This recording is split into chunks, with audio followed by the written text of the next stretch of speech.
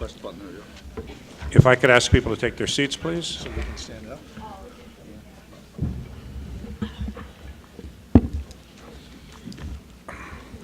Good morning, everyone. It's a beautiful day here in San Fernando Valley.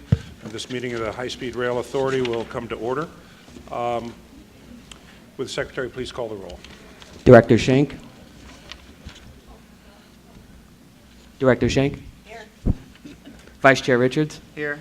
Director Rossi. Here. Director Curtin. Director Lowenthal. Director Camacho. Here. Director Miller. Here. Senator Bell. Assemblymember Arambula. Chair Richard. I'm here. Please join me in the Pledge of Allegiance.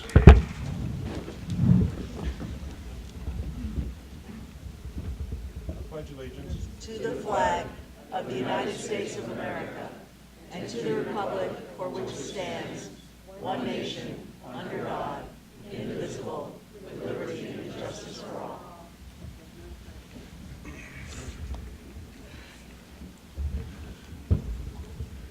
Before we start this morning,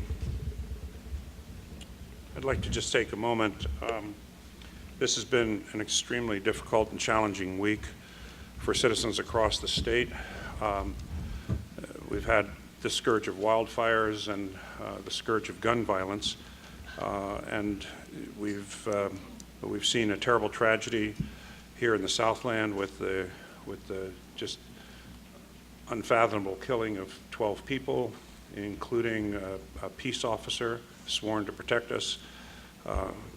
As we sit here this morning, 56 lives have been confirmed lost in the fires in Northern California and Butte County. 3 more here in Southern California, the Wolseley fire. And I think it's just appropriate to take a moment to reflect, express our gratitude to the men and women on the fire lines who are doing everything to keep us safe at great personal risk. And if I could ask everybody to just silence your cell phones for a moment, let's stand, have a moment of silent reflection.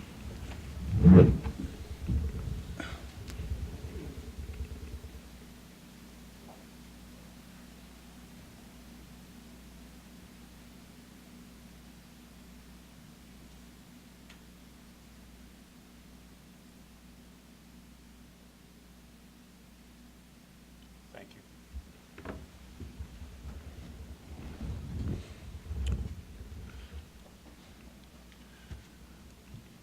On our agenda this morning is the consideration of 3 different staff proposals to identify a preferred set of alignments through the Southern California region for the high-speed rail line. And what I want to do in terms of how this meeting will be conducted today, it would be similar to what we've done in other communities when we have made these kinds of decisions. So when we get to the point of making decisions that affect alignments, we do that first and foremost in the communities where those decisions could have the most impact on people, to give people an opportunity to come before us and express their views. Now, normally for those of you who follow our high-speed rail meetings, we begin each meeting with public comment. But our practice is whenever we are making decisions about route alignments, the first thing we do is we ask the staff to make a presentation so that the members of the public can be fully informed about what it is the staff is proposing. Even though these materials have been available to the public and have been online, it seems to us that it enhances public participation to hear first from the staff about what the specific proposals are. Then, after those staff presentations, we will have public comment, and we will take those comments in the order in which they're delivered to us, with the exception that we give elected officials, representatives, the first call on that. I also want to make sure that everybody understands that while this is a very important set of decisions today in the process of picking a route, it is not by any means a final decision. Under the environmental review laws and procedures and practices, we can, if you think about a funnel, we can take a large number of possible options and the staff can propose to us that one of those options become a preferred alternate for further environmental analysis. While that does give you an indication of where the staff is thinking that the board should go, and our agreement with that, if my colleagues do agree, it does not mean the end of the process. There has to be further environmental work. There may be some showstoppers that come up as part of that environmental work. So I just wanted to try to give everybody the context to help you participate with us this morning as we go forward. So with that, I'm going to turn to our acting CEO, Mr. Hedges, to introduce the staff presentation.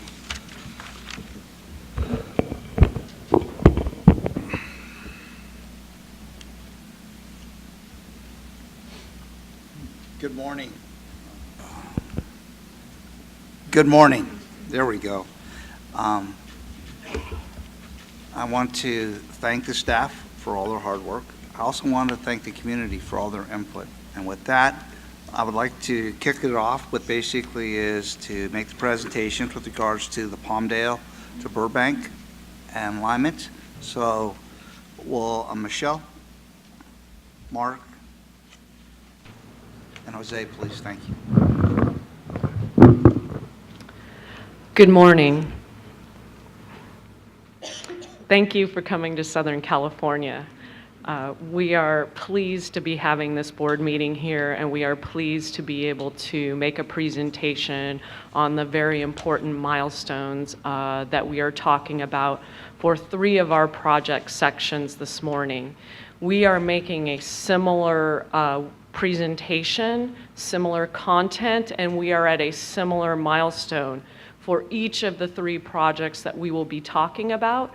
So as we move forward, I'd just like to remind you of that and make you aware. So there will be similar conversation about all 3 of these projects. I am Michelle Boehm. I am the Southern California Regional Director, and again, I'd like to welcome our board to Southern California and to the San Fernando Valley. I would like to have you close your eyes and think about the future. Think about 2040. In 2040, over 35,000 people will board a high-speed rail train in a station somewhere within LA County. Pretty cool. We are here to take a step towards that. Again, a milestone, not a final decision. So I would like to ask the board today to concur with the staff recommendation to identify refined SR14 as the state's preferred alternative. This is a recommendation that is based on preliminary analysis and is considered a preliminary recommendation. We will continue to analyze all alternatives at a similar level of detail as we move through the process. The comments that we receive continue to be considered up until the certification of the final environmental documents. Coordination with resource agencies and stakeholders on key issues continues. That conversation about what we're doing continues. And the processes may lead to modifications. So we're here today to tell you what we know today, but as we move through the process, those things can be further refined. So let's talk about Palmdale to Burbank. We have been studying 3 alternatives over the course of the last several years. You can see those here on the map, the refined SR14, E1, and E2. This makes a critical connection between the Antelope Valley and the Los Angeles Basin, taking a trip that today could take over 2 hours in traffic and delivering people from one end to the other in 20 minutes or less. These routes that we've been studying are between 33 and 38 miles long. There are 2 stations at each end, as with all of our project sections. And we have thoroughly studied lots of different ways to make this connection because it is a very important connection. And those started back in 2005 with the program EIR-EIS. We have subsequently produced several alternative analysis documents, even up to and including amending the scoping in 2014 so that we could better focus our resources on studying Palmdale to Burbank, which is a mountain crossing, and then Burbank to LA, which is an urban running corridor. And subsequent to that, then we refined this project even further to get to the 3 alternatives that we are studying today, and that project manager, Juan Carlos Velasquez, will tell you a little bit more in a minute. And so here is our journey from 2010 to 2016.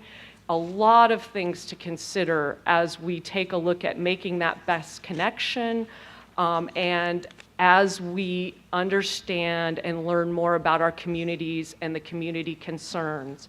And these are the changes. This project evolves as we get science and as we understand how to better integrate it into a community. Here is a summary of our public outreach over the course of the last several years. Here is a very important concept that we have always employed as we do this project, which is, it is a balance. It is a balance of the project objectives and the things that we need to achieve. We need to build an all-electric, renewable energy-based connection north to south in the state of California that is safe.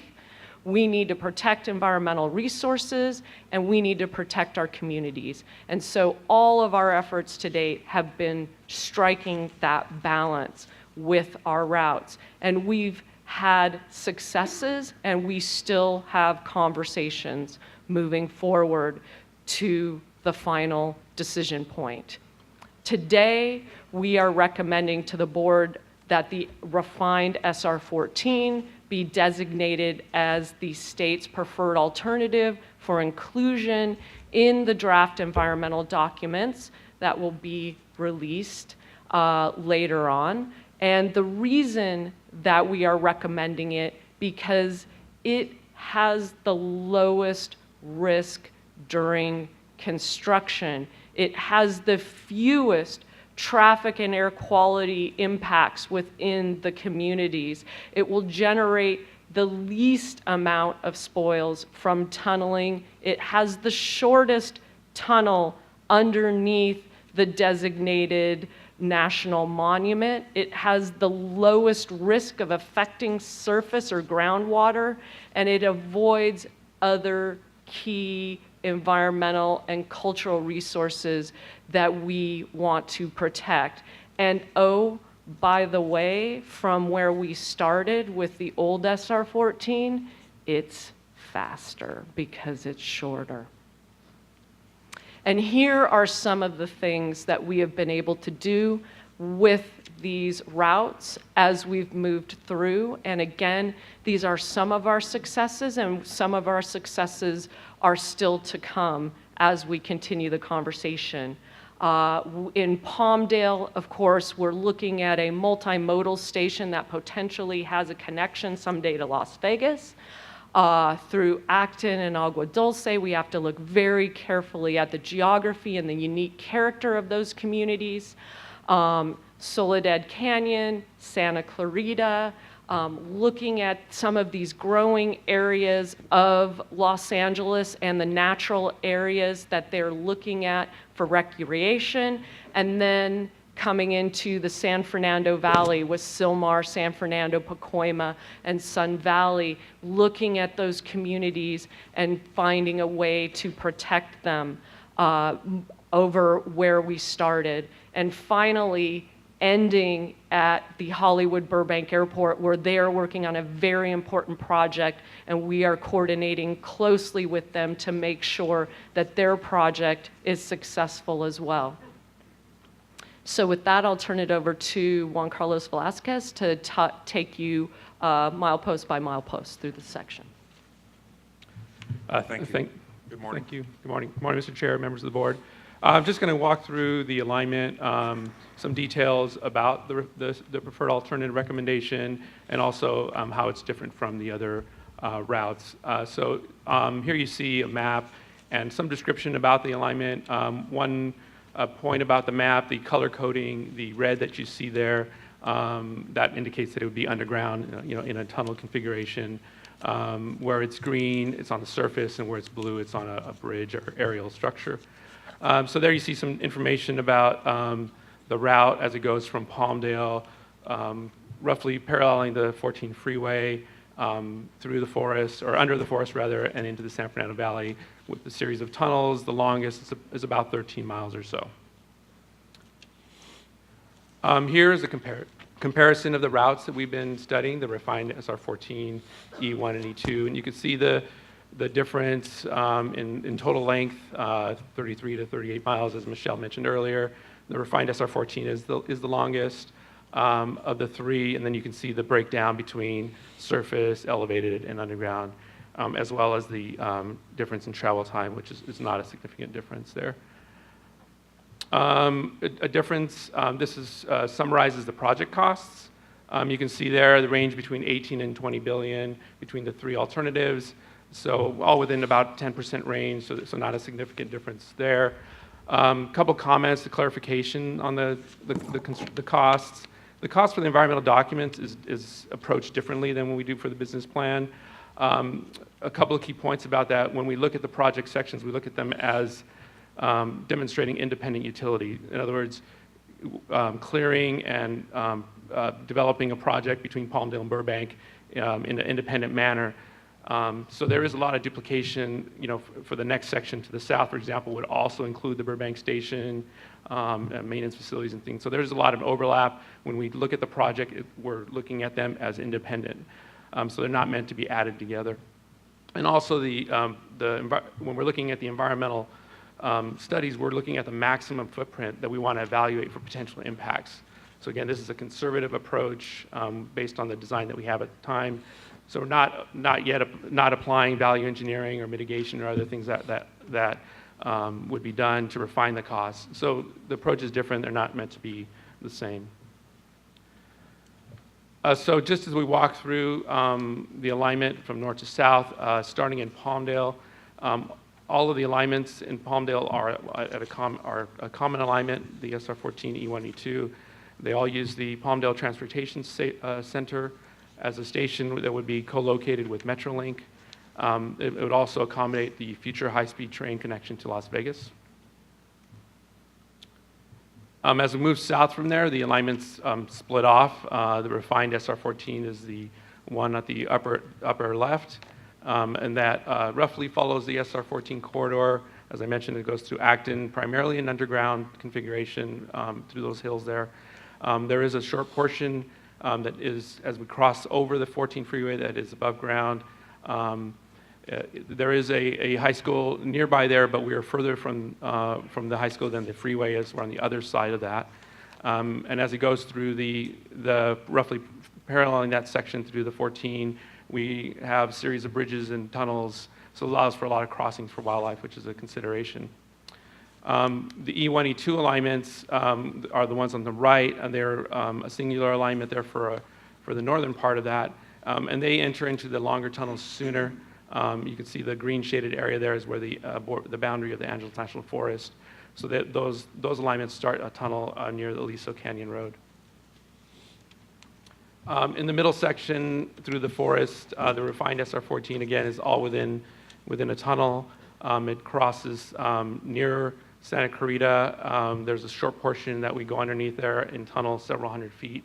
The northern portal of that long tunnel is at a former mine site that we would use for our construction, and then potential restoration of that site with all the materials coming out of the tunnel. The E1, E2 alignment also, both of those are all within tunnel through the Angeles National Forest and the monument. And in all alignments, we've allowed for a potential intermediate access point for construction. That would be in privately held lands. As we come into the San Fernando Valley, the refined SR14 and E1 alignment combine into a singular alignment there. We are coming into the San Fernando Valley much further south than previously to avoid a lot of the more developed areas to the northeast of the San Fernando Valley. As we approach the San Fernando Valley area and come out of the tunnel, we join the existing Metrolink corridor and follow that along the surface for some portion, and then eventually in a trench, and then a tunnel as we approach the Burbank Airport. The E2 avoids this area, and that's the alignment on the right. Instead, that one continues on the tunnel until it reaches the community of Lakeview Terrace, where it crosses the Tonga Wash in an area where there are electrical transmission corridors that cross the wash as well. And then that goes back into a tunnel under Shadow Hills. And then finally, all the alignments combine and come into a singular alignment again at the Burbank Airport Station, where we would be located next to where the Hollywood Burbank Airport is planning a replacement terminal. One note about that, though, is we are separate. The projects are independent, and we would avoid surface impacts to their layout plan. And again, we would be in an underground configuration as shown there because we're proposing to cross the runways there. So with that, Mark McLaughlin, our Director of Environmental Services, will talk about the remaining steps here.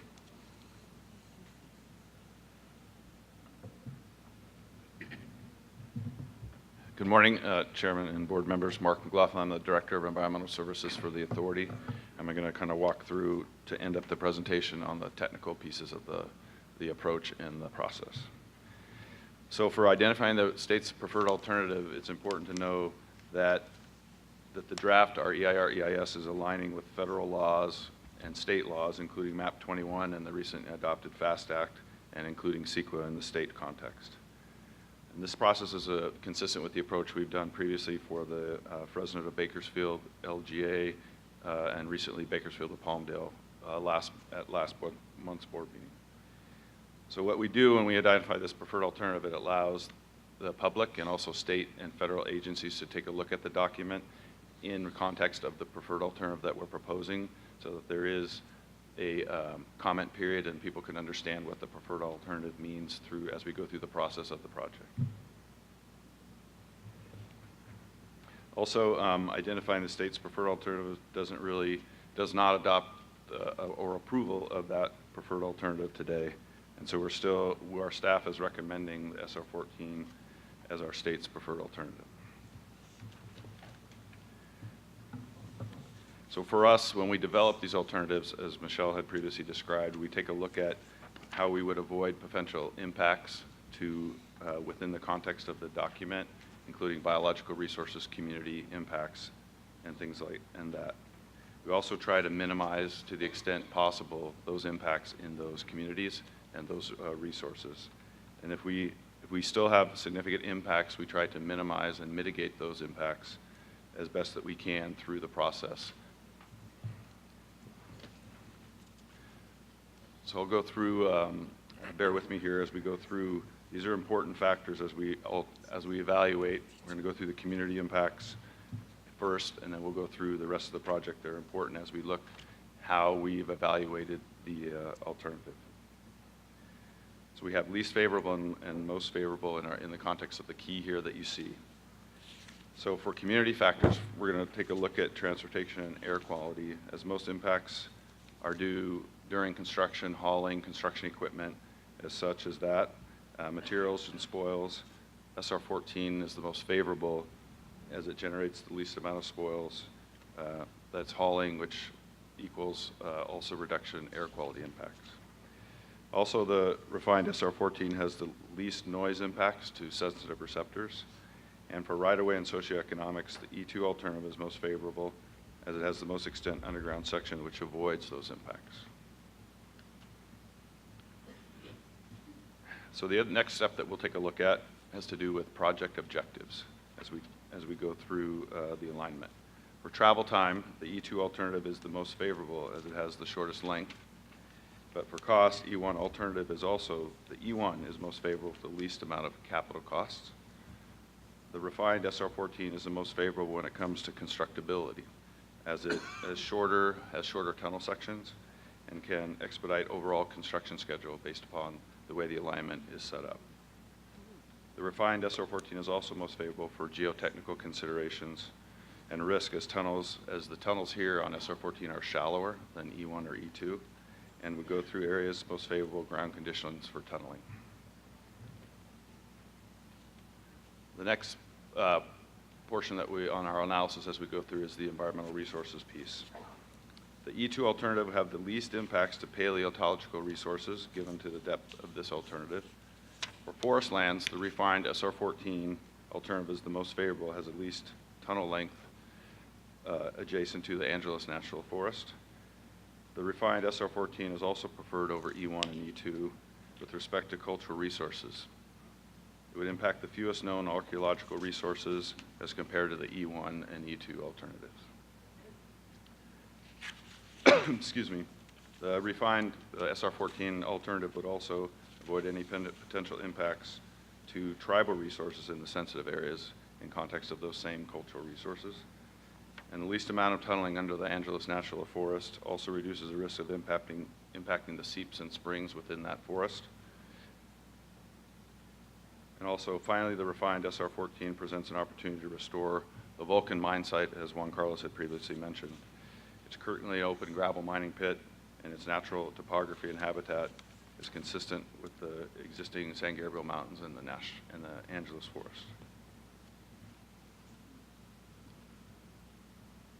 So based upon the environmental analysis to date for the draft environmental EIR/EIS, we've compared the E1 and E2, and SR14 is preferred since it would result, again, I'll summarize, the lowest risk to impacting surface or groundwater and corresponding biology within the national forest, the lowest constructability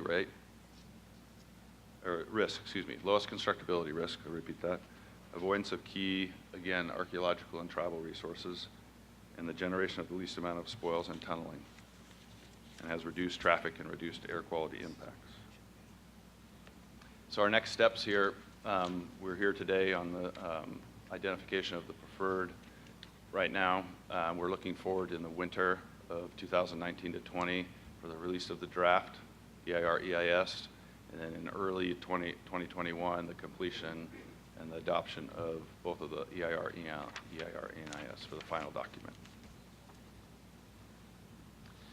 So today, for the board action that the staff is requesting is to concur with our recommendation of the refined SR14 as our state's preferred alternative. And I wanted to reiterate today that our state preferred alternatives does not constitute the adoption or approval of this preferred alternative. That ends the presentation for Palmdale to Burbank. Okay. Thank you, Mr. McLaughlin. So that, as he just said, ends the presentation on the Palmdale to Burbank section. Let's move on now to the Burbank to Los Angeles project section and the staff's recommended preferred alternative. Do you want to make a statement? Okay, Ms. Boehm. Great. Again, Michelle Boehm, Southern California Regional Director. I did go through some introductory information, which is similar for this project. Again, each project is at the same milestone at this meeting. So just wanted to point that out. We are here today to ask you to concur with the staff recommendation to identify the HSR project alternative as the state's preferred alternative for the Burbank to Los Angeles project section. Again, this is a preliminary decision. All comments will continue to be received, and this project that we are presenting today may be modified as we move through the process up until the completion of the final environmental document. Set a little context here for Southern California. Burbank really represents an interesting location for us. North of Burbank, we are delivering, oops, we've got a little thing going on here. North of Burbank, basically, we're delivering the promise. We have a fully dedicated high-speed rail system that enables us to make the trip from Los Angeles to San Francisco in 2 hours 40 or better. South of Burbank, we are joining the existing railroad corridor and multiplying the benefits. We become a fellow operator within the existing railroad corridor and are able to still meet all of our requirements, but then multiply the benefits of the project for the Southern California area by minimizing the impacts of the project by operating within that existing railroad corridor and then partnering with the other operators in the corridor, Losan, Amtrak, Metrolink, to modernize that corridor to 21st century standards. So you will notice that these projects are a little bit different in character from the projects to the north. Here we are studying one build and one no build alternative, again, with the focus on minimizing the impacts of the project and multiplying the benefits when we bring it into being. So Burbank to Los Angeles, that's our smallest project section here in Southern California. It's 14 miles. Again, we are studying this as a standalone project for the purposes of the environmental document. So we are studying the two stations at each end, the Burbank Airport Station on the north, the Los Angeles Union Station at the south, where we are closely coordinating with LA Metro on their Link Us project. We have two projects under study based on years of study and focus on the best way to do this here in Southern California. And they are evaluated across multiple areas as we take a look at that. Again, similar timeline for the project. We did that program-wide EIR, EIS for the statewide high-speed rail system in 2005, and subsequent to that, we have been refining each of the projects represented within that overall program. Here, we were initially studying this section as part of the Palmdale to Los Angeles section, and in 2014, we amended the scoping so that we could focus on the Burbank to Los Angeles section and really dig in on joining that shared railroad corridor. You can see subsequent documents to that. Again, in 2016, we presented what we are studying today, the shared urban corridor, and I will also let you know that, like all of our projects, we have done an extensive public outreach process going out throughout the communities to understand what their concerns are as we build towards identifying the project that we will build here. You can see those captured here. Again, looking to strike that balance that I talked about in the Palmdale to Burbank section.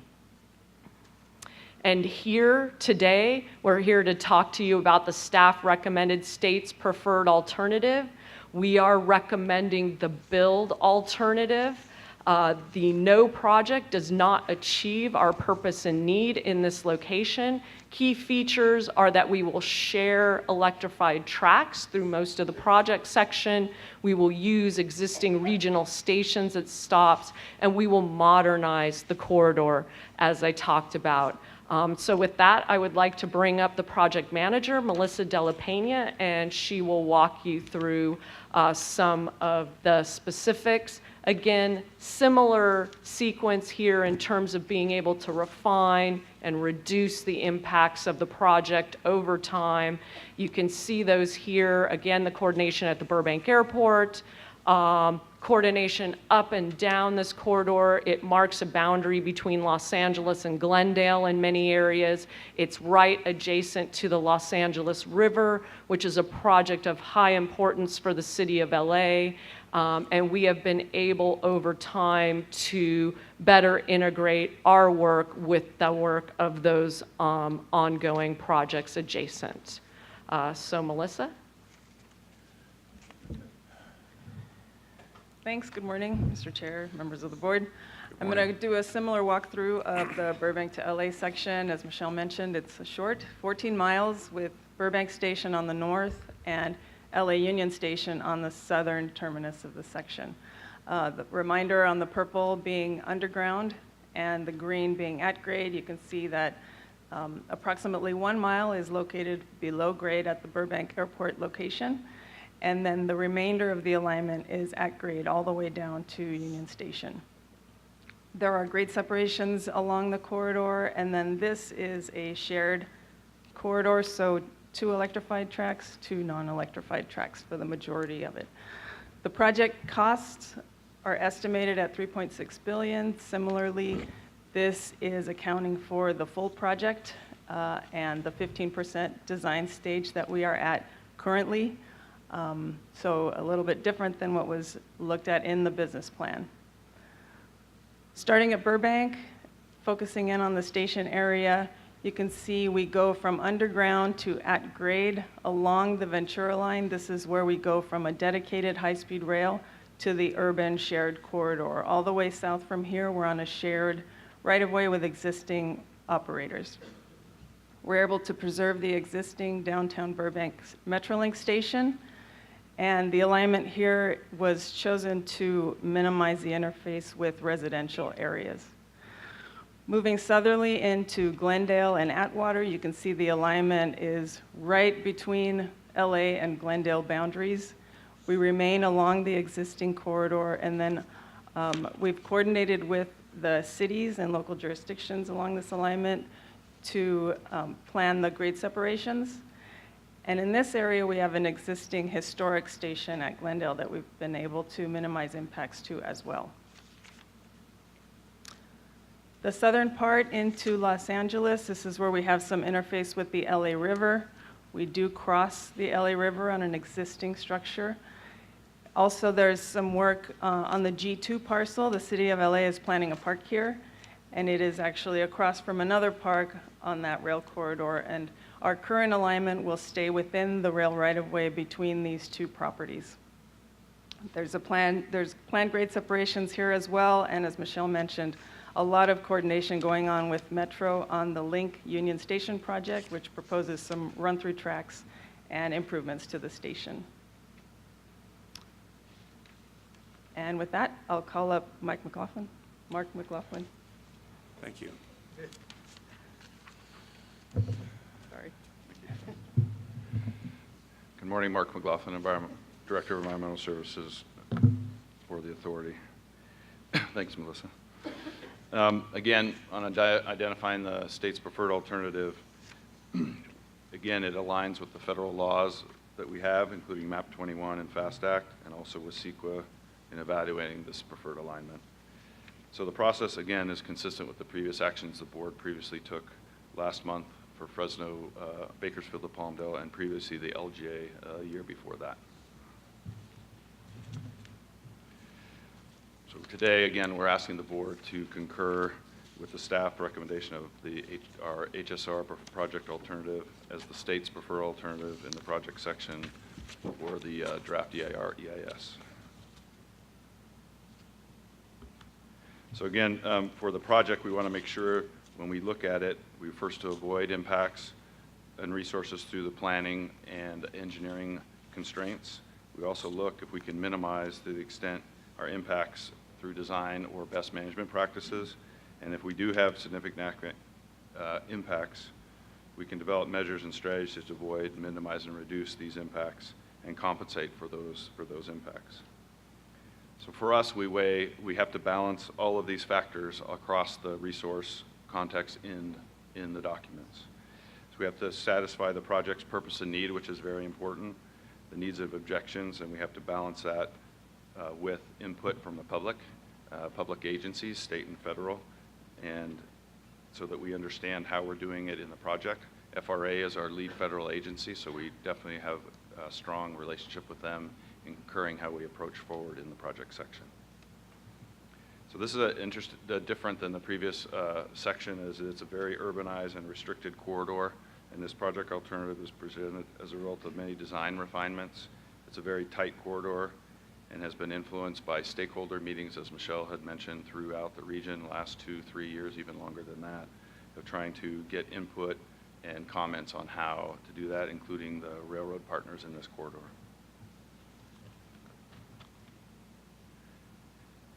So today, again, we're recommending that the state's alternative be the HSR project alternative over no project for the following reasons, which are important here. It meets the project needs and objectives. It will improve corridor safety significantly, which is a very important factor in this corridor. Fencing, positive train control will be introduced and modernizing the current operation that integrate the high-speed rail. It will improve transportation due to grade separations as well as other improvements in conjunction with Metro, another important partner here on transportation and in this local jurisdiction. It will also improve the long-term regional air quality, green gas emissions also. And very important too, many other community benefits such as fast, reliable access to many parts of the state, not easily acceptable by others today, other means of transportation. It will connect less separated communities and also connect major and established transportation hubs and maximize the intermodal opportunities to get to those hubs. So the next steps where we are today, we're here at the adoption or the recommendation for the state's preferred alternative. The next steps are the draft EIR, EIS, and the completion of those documents in the coming year.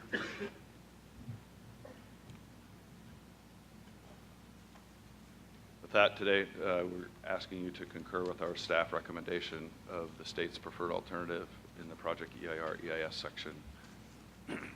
Thank you. Thank you. Okay, turning to the last section here in the Southland region, the Los Angeles to Anaheim project section. Ms. Boehm.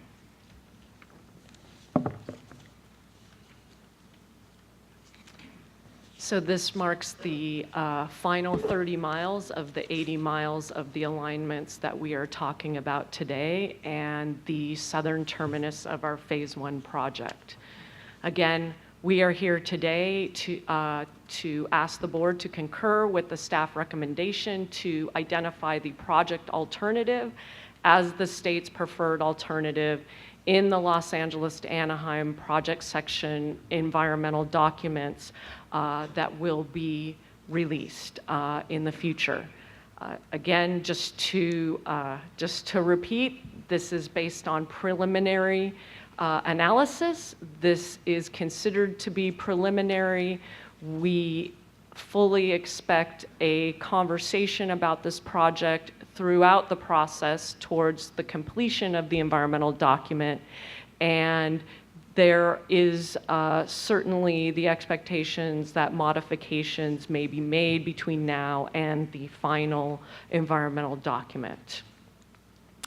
So this is, again, the end of our Phase 1 project. This is part of our shared urban corridor here in Southern California, starting at Los Angeles Union Station in the north and traveling down to Arctic in the south. Arctic, of course, has already been built, and Los Angeles Union Station is a historic station that we are working very closely with LA Metro on retrofitting and modernizing to accommodate high-speed rail service in the future.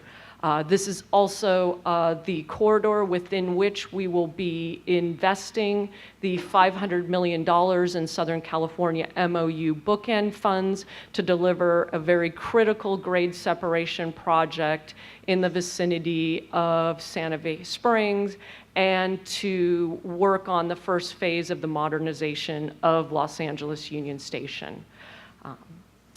Same process here throughout the program. We had that 2005 program EIR, EIS, followed by subsequent documents further defining the route and reflecting what we were learning through analysis and from the communities on their concerns about the project. In 2016, we identified the study of the project that we are talking about today, and this section, like the previous urban corridor section, is a section in which we have a project alternative and a no project or no build alternative. Like all of our other sections, we've had a robust conversation with the community and the stakeholders that this project will travel through.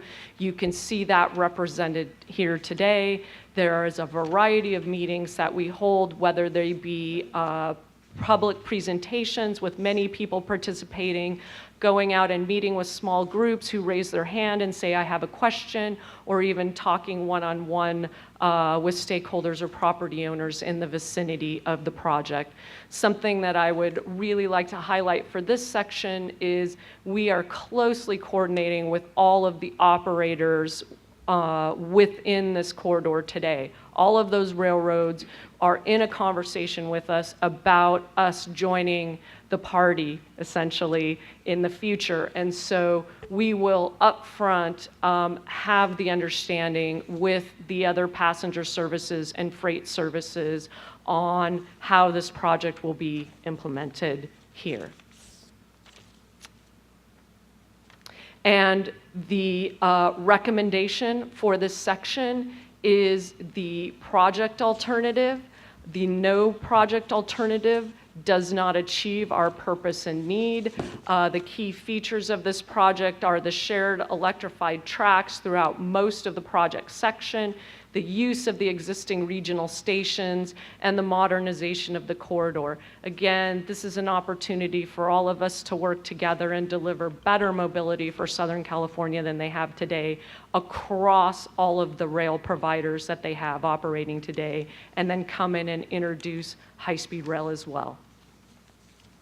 Some of the successes that we've had over time as we've talked about sharing this corridor is that we've been able to reduce the right-of-way impacts up and down the corridor in most locations. We've been able to reduce the amount of proposed aerial structure, so we're able to run the high-speed trains on the ground within the existing railroad corridor. We've been able to reduce the impacts to the freight tracks. The freight entity, BNSF, does own a major share of this corridor, and so we've been able to engage in a conversation with them about this future and our ability to operate within the corridor. And with that, I will turn it over to Melissa Della Pena, our project manager. Ms. Della Thanks. Pena, welcome back. Thank you very much, Mr. Chair. I will do a similar walkthrough for the LA to Anaheim section. This one's about 30 miles long and bounded by LA Union Station on the north and Arctic on the south. There are 4 stops proposed along this alignment, the 2 intermediates being Norwalk Santa Fe Springs and Fullerton. There's about 3.9 miles of this alignment that are elevated and just under a mile that is below grade. Also, grade separations are proposed along this alignment, and it is, again, a shared corridor with other operators, us on electrified tracks. The estimated project cost for the proposed project is $4.9 billion. Similar level of detail as the other estimates mentioned today. This is to accompany the environmental studies. Walking down from Los Angeles Union Station, this is LA to Vernon. We will be going over the 101 on the north side there with the run tracks associated with the Link Us project, and then back down to at grade with the remaining tracks just before First Street, and then we run along the LA River along the west bank, as shown here, toward Vernon, where we take a turn over the river again on an existing structure at the Redondo Junction. Shown in the inset here is Malabar Yard. It's an existing yard. We're facilitating a connection here to be able to do construction and pull off traffic where necessary during that time. Moving on from Vernon Commerce area into Montebello industrial area with a lot of important yards. We're adding an additional track so that we can have 4 mainline tracks, 2 electrified, 2 non-electrified in this location as well. The existing tracks will be relocated to accommodate the additional tracks where needed. In this area, Commerce Station, an existing station, is going to be relocated to facilitate operations between Hobart and Commerce Yard and facilitate the modernization in this area. Further south from Montebello into Fullerton, this includes one area where we do peel off from the existing corridor slightly. That's at the Norwalk Santa Fe Springs station area where the passenger tracks will peel slightly to the east on an elevated station. So that will be reconfigured. Another reconfiguration is at Buena Park Station. That one will be moved slightly to the north to accommodate the operations along the corridor. We also have the slight underground section near Fullerton Airport to avoid any conflicts with airspace. Moving from Fullerton south into Anaheim at the terminus, in this area we have two tracks, two electrified tracks shared by all the operators. So they will be electrified. The alignment remains within the existing rail right-of-way.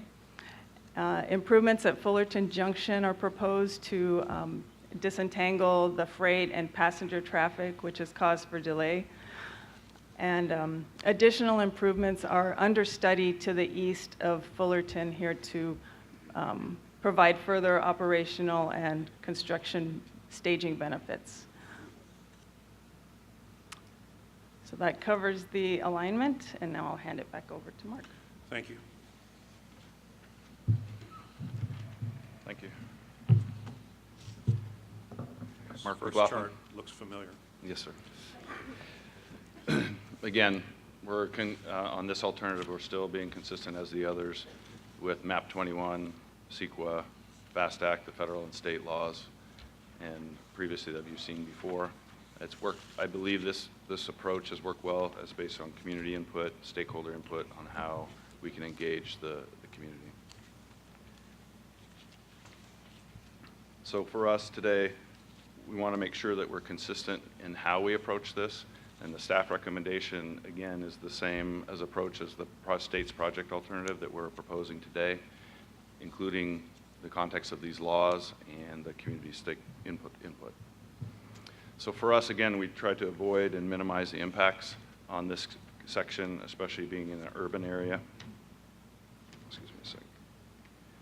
And important in this section too, as this is a narrow corridor also in the development of the refinement of this alternative, there's been numerous work and solutions to provide numerous benefits and adjustments to avoid impacts in this, including there's fewer right-of-way impacts, both commercial and residential. There's going to be fewer visual and aesthetic impacts, as there's a decrease in the viaduct sections or elevated trackway, and there's fewer new bridges and footings over in and around wetland resources. We also have reduced potential impacts to EJ communities, environmental justice communities. We have reduced 4F uses, and we also have, again, minimal impact to existing railroad operations and operators in this corridor. So the important part of this, that this preferred alternative that we're putting for you today does meet our program and project section objectives in a CEQA context. We're providing other benefits, and I'll list them today. We're providing intercity travel capacity to supplement the existing overused highways and commercial airports. We meet future intercity travel demand that will be unmet by the present systems if their high-speed rail doesn't exist. And we also are maximizing intermodal transportation connections with local transit airports and the existing highway infrastructure, and also providing a different mode of travel, safe and reliable high-speed rail.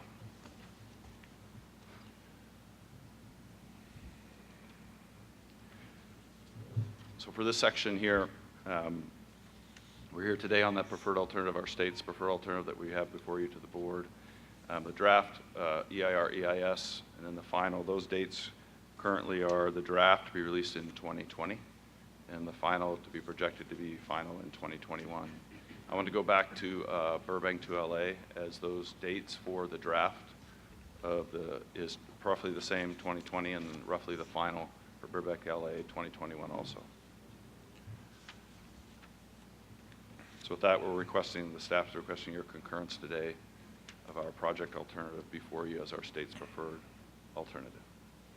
Thank you. Okay, thank you. I'd like to thank all the staff members who presented this morning. I think that the proposals were both, or the presentations, excuse me, were both cogent and clear.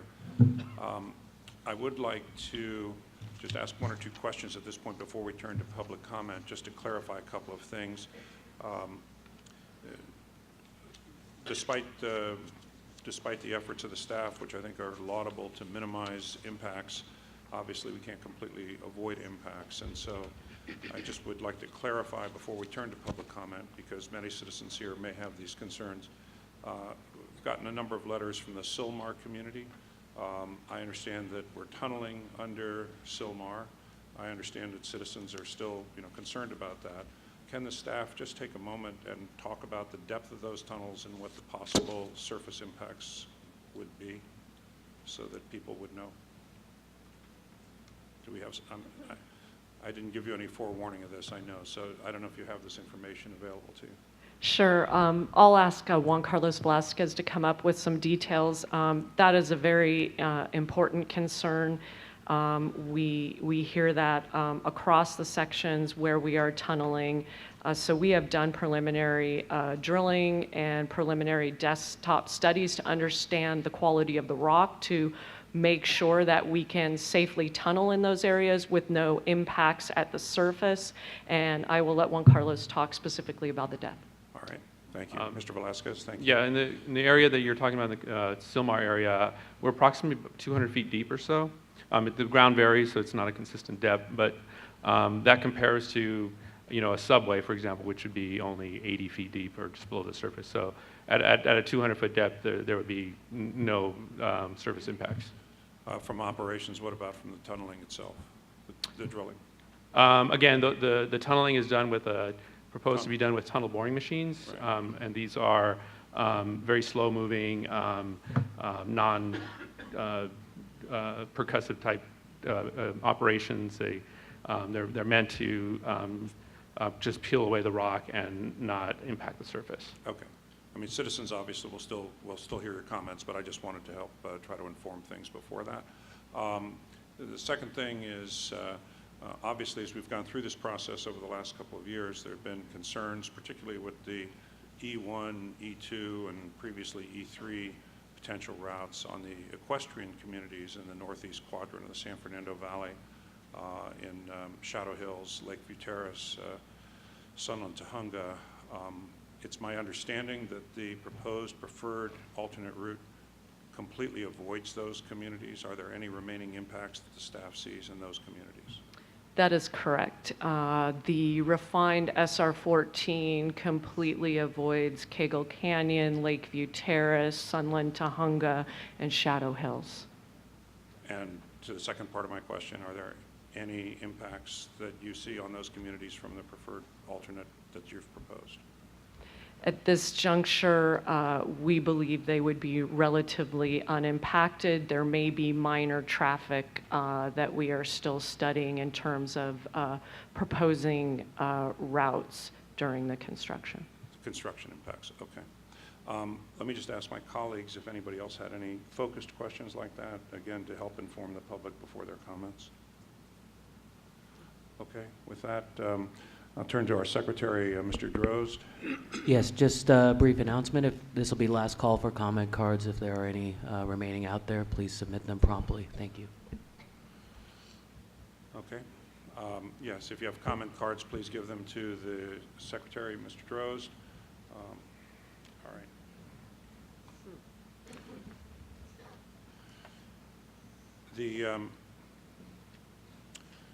So I have these cards in front of me. I think, Mr. Drozd, you've already put the public officials at the top, That's correct. and the rest of them are in the order in which you received them. Correct. Okay, thank you. All right. We're going to then proceed through public comments. There are a number of comments, so in order to give all of your fellow citizens an equal opportunity to speak, I'm asking that we limit this to 2 minutes each. I will ask people to respect those timelines. We do want to hear from you. We will be attentive, but we ask you to respect those timelines. We'll start with Honorable Marcia McLean, Mayor Pro Tem of the City of Santa Clarita. And she'll be followed by Mike Aguilera from Representative Schiff's office, and then Arturo Garcia from Assemblymember Rivas' office. So if you could be prepared to come up when. Good morning, Madam Mayor. Good morning. Thank you. It's a pleasure to be here. 2 minutes doesn't afford much of an opportunity, but I assume you didn't mention the letter from Santa Clarita. I hope you all have received it. Yes. Since 2015, the Santa Clarita City Council has taken the position that if the California High-Speed Rail Authority project gets constructed in our region, the only potentially acceptable alignment is one that is fully underground between Palmdale and Burbank. The continued inclusion of surface and elevated structures on all three alignments under consideration does not meet that standard. Staff has given you pretty words, but unfortunately it doesn't take into effect the impact on people's homes, lives, businesses, land use, and in our case also much cherished open space with endangered species. In-depth analysis and full disclosure must take place regarding potential noise and vibration impacts of the tunnels under homes, particularly in the Sand Canyon neighborhood of Santa Clarita. Your staff mentioned that this alignment allows more shallow depths. The proposed SR 14 alignment comes at grade in the Santa Clarita Valley at a location that is meant for property owners potentially converting into industrial commercial usage. The opportunity to secure reclamation and economic revitalization of those areas will not occur without the rail alignment being fully underground. The preferred alternative also has at-grade and bridge structures across the sensitive environmental areas of the Santa Clara River, Bee Canyon, and City of Santa Clarita-owned open spaces, which is designed to facilitate critical wildlife movement between the northern and southern sections of the Angeles National Forest. There must be many mitigations if this route is going to take place. And finally, I would just hope that you will, because of the impacts to our area, you've taken it away from others but given it to us, that you will direct staff to have a meeting out in Santa Clarita. Thank you. Thank you, Mayor. And we will continue to work with you and your community. Thank you. Mr. Aguilera, followed by Arturo Garcia, followed by Jason Manca, representing Supervisor Barger. Good morning, sir. Good morning, Chairman Richard, Vice Chair Richards, and the board. Today, my name is Mike Aguilera. I'm speaking on behalf of Congressman Adam Schiff, who couldn't be here today, but sends the following statement. Good morning. Thank you for the opportunity to express my views on the proposed high-speed rail routes through our community and the Angeles National Forest. While I believe that alternatives to our increasingly congested airspace and highways like high-speed rail are important to accommodate the continued growth of our population in California and elsewhere, I have profound concerns about the routes proposed today by the High-Speed Rail Authority. Any route that would adversely affect the quality of life and value of residential properties in our community or would undermine efforts to preserve the pristine nature of our forest imposes too high a cost to merit consideration. Unfortunately, the routes currently proposed threaten to diminish both our local neighborhoods and the forest. As such, I cannot support them and urge the high-speed rail to go back to the drawing board with fresh ideas on how to meet both our transportation needs and community concerns. Thank you so much. Thank you, sir.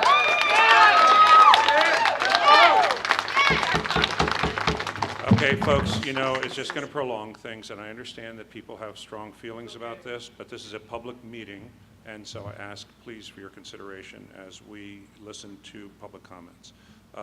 Arturo Garcia, representing Assemblymember Rivas, followed by Jason Manca from LA County Supervisor Parker. Good morning, sir. Good morning, board members. My name is Arturo. I'm here to speak on behalf of Assemblymember Luz Rivas. She would like to start by thanking the board for holding this meeting today and for the opportunity to provide comments.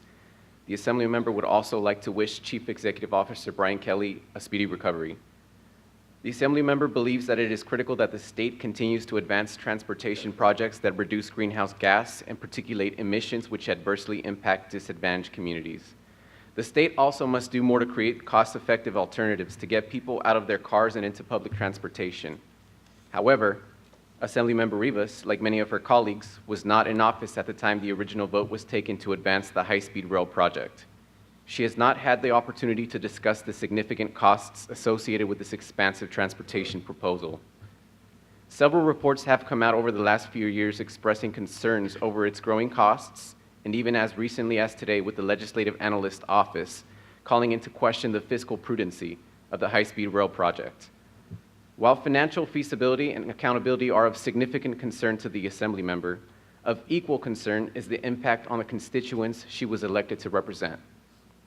Please keep in mind that there is not a stop in our district for residents to be able to get on the high-speed rail, nor can we imagine that they would be able to afford the price of tickets that will be charged once the project is completed.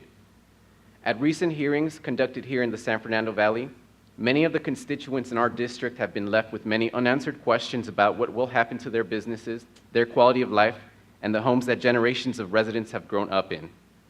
Given these concerns, Assemblymember Rivas cannot support the route refined SR 14 that is currently under consideration today. Our office looks forward to working with the High-Speed Rail Board and its staff in the months and years to come. Thank you. Thank you. Jason Manca, LA County Supervisor Barger, followed by Jessica Orellana, I believe it is, from Supervisor Kuehl's office. Good morning. Good morning. Thank you for having me today.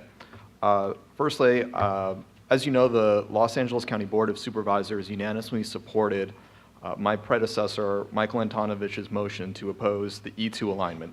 This action prevented potential impacts to the communities and sensitive environmental areas, especially in the Northeast San Fernando Valley.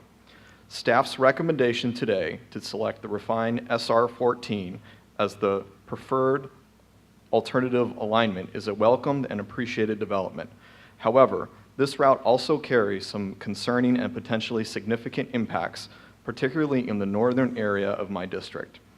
As staff moves forward on the environmental analysis, it is imperative for the preferred alternative alignment that this board commits to continue to analyze the feasibility of further mitigation, such as tunneling in rural communities of northern Los Angeles County, including Acton and Agua Dulce, to decrease the impacts to property and general welfare of our residents.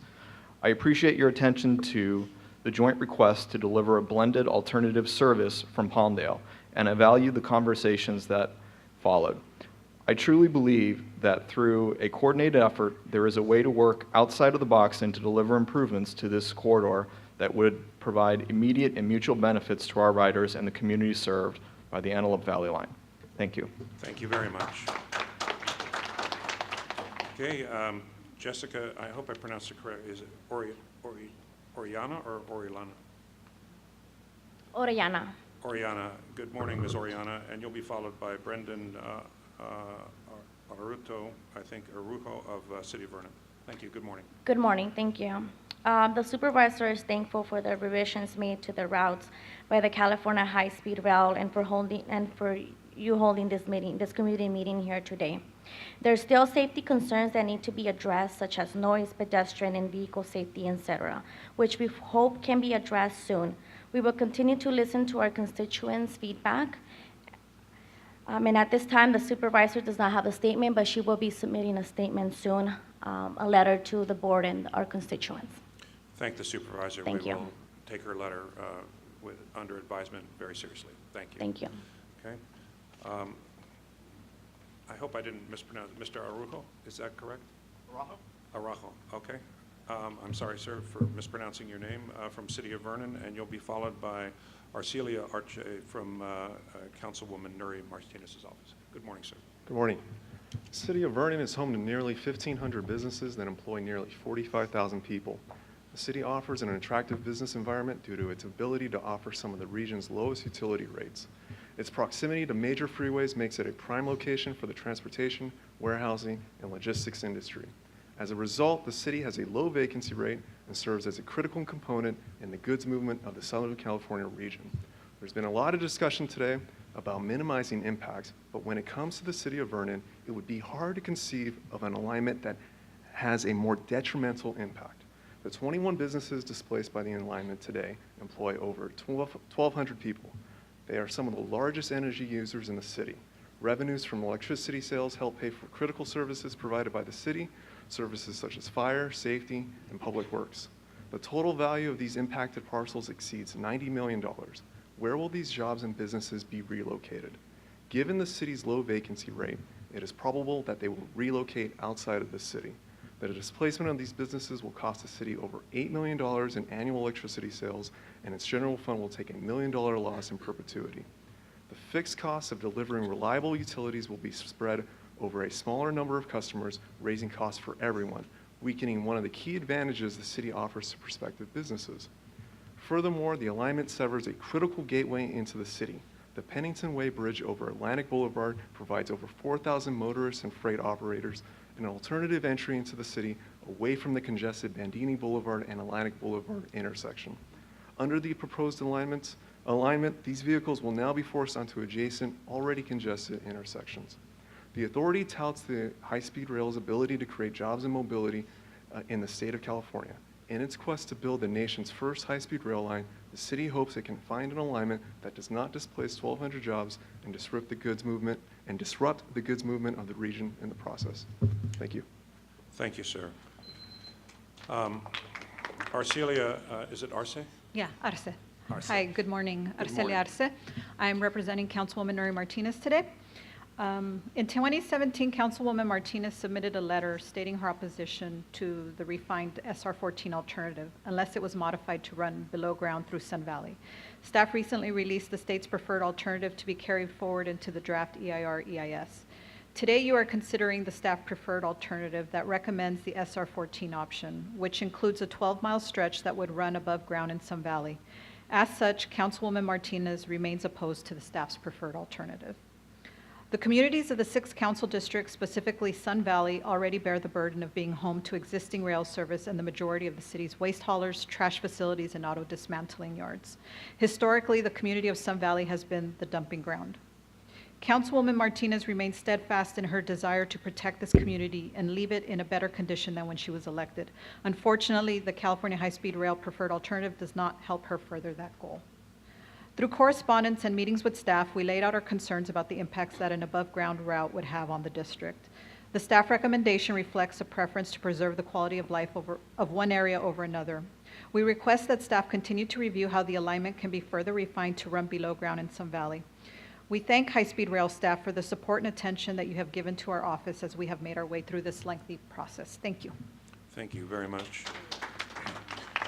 Our next speaker is Evelyn Bravo Ayala, representing State Senator Robert Hertzberg, followed by Michael Behan from the city of Palmdale. And after Mr. Behan, it'll be Noe Negrete from city of Santa Fe Springs. Good morning, ma'am. Good morning. Evelyn Bravo Ayala, staff for Senator Robert Hertzberg of the San Fernando Valley. This was a letter that I'm about to read, submitted on October 9th, 2018. Addressed to the authority. On behalf of Senator Bob Hertzberg, I would like to read it before the board today. After careful deliberation and listening to the concerns raised by my constituents in the San Fernando Valley, I write to express my opposition to the construction of any at or above ground route regarding the Palmdale to Burbank project section of high-speed rail. I have had many conversations with concerned residents, and I appreciate the responsiveness to the critical community feedback you and the High-Speed Rail Authority have demonstrated.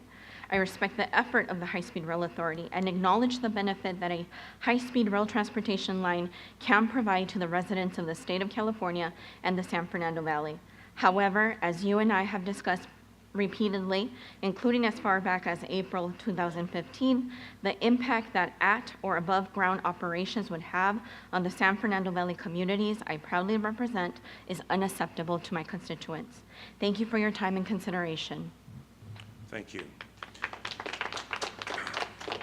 Michael Behan, followed by Noe Negrete, followed by Lawrence King from Acton, Aguadulce. Good morning, Mr. Chair, members of the board, staff. My name is Michael Behan. I'm from the City of Palmdale Department of Public Works. First of all, I want to say thank you for coming to Burbank for this meeting, for this board meeting. It's acknowledged and appreciated. Thank you for coming to Southern California. I think today is definitely a step in the right direction as we're moving forward and to the eventual release of the environmental impact report. We've been working with high-speed rail staff for many years. And we've got healthy conversations. Sometimes we don't always agree, but we engage in good conversations that lead to good solutions. There's 3 people that I'd like to acknowledge today for the record in terms of those working relationships, and that's Michelle Boehm, that is Juan Carlos Velasquez, and Rick Simon. They've worked with us very closely, and I thought it was important to acknowledge them today. Currently, the Antelope Valley has about 85,000 people who commute every day on State Route 14. Right now, we have some of the longest commute times in the United States of America. And so, quite frankly, we're desperate for transportation infrastructure. And we believe that high-speed rail is one of those components of transportation that can help us help get our people to different places for work and other.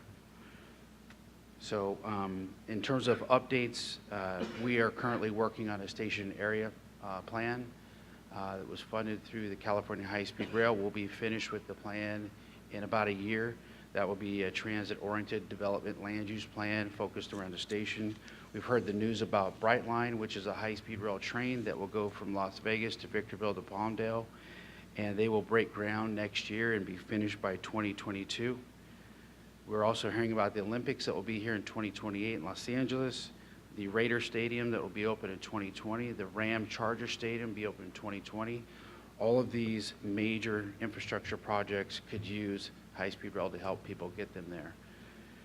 So in terms of that, we would consider for the next business plan to move Palmdale up in the cycle based on all these things, and I appreciate your time. Thank you. Thank you very much, Mr. Behan. Is Noah Negrete, is that correct? Did I pronounce your name correctly? And, Noah is first name, that's correct. Okay, I'm sorry for that. And then followed by Lawrence King. Good morning, sir. Thank you. I'm a Director of Public Works for the City of Santa Fe Springs, but I'm also representing the Gateway Cities Technical Advisory Committee, which makes up the cities that are south of Union Station to the LA-Orange County line. And again, we're here today to ask you to delay the approval of the preferred alternative from LA to Anaheim segment. We have been working closely with your staff, Michelle, Melissa, but from what they've given us have been limited portions of preliminary engineering design plans that we have identified missing engineering outputs per your own high-speed rail guidelines. We need to receive the missing technical studies and plans before providing input and before providing our evaluation on the community impacts. We have concept ideas for the Santa Fe Springs Norwalk Station that appear to have been dismissed by your staff with less than thoughtful responses. We have additional recommendations to be presented by the City of Commerce regarding the impacts in their city, which would substantially impact the preferred alternative. It is important to us that we are truly collaborating with high-speed rail, and recommendations are potentially being incorporated into the preferred alternative and ultimately into the EIR. We too do see this as an opportunity for improved regional mobility, however, not at the expense of our local communities. Thank you for your time. Thank you, sir. Lawrence King from the Acton Agua Dulce Unified School District, I believe, and then that will conclude our elected and appointed officials, and then we'll move to Judy Trujillo, followed by Darrell Clark. Thank you. Thank you. I appreciate you allowing me the opportunity to speak. I'm the superintendent for the Acton Agua Dulce Unified School District, and I'm speaking on our behalf. I want to thank you for the opportunity, Mr. President, and I wanted to talk a little bit of details of the trains that it sounds like approximately, on average, 22 passings per hour.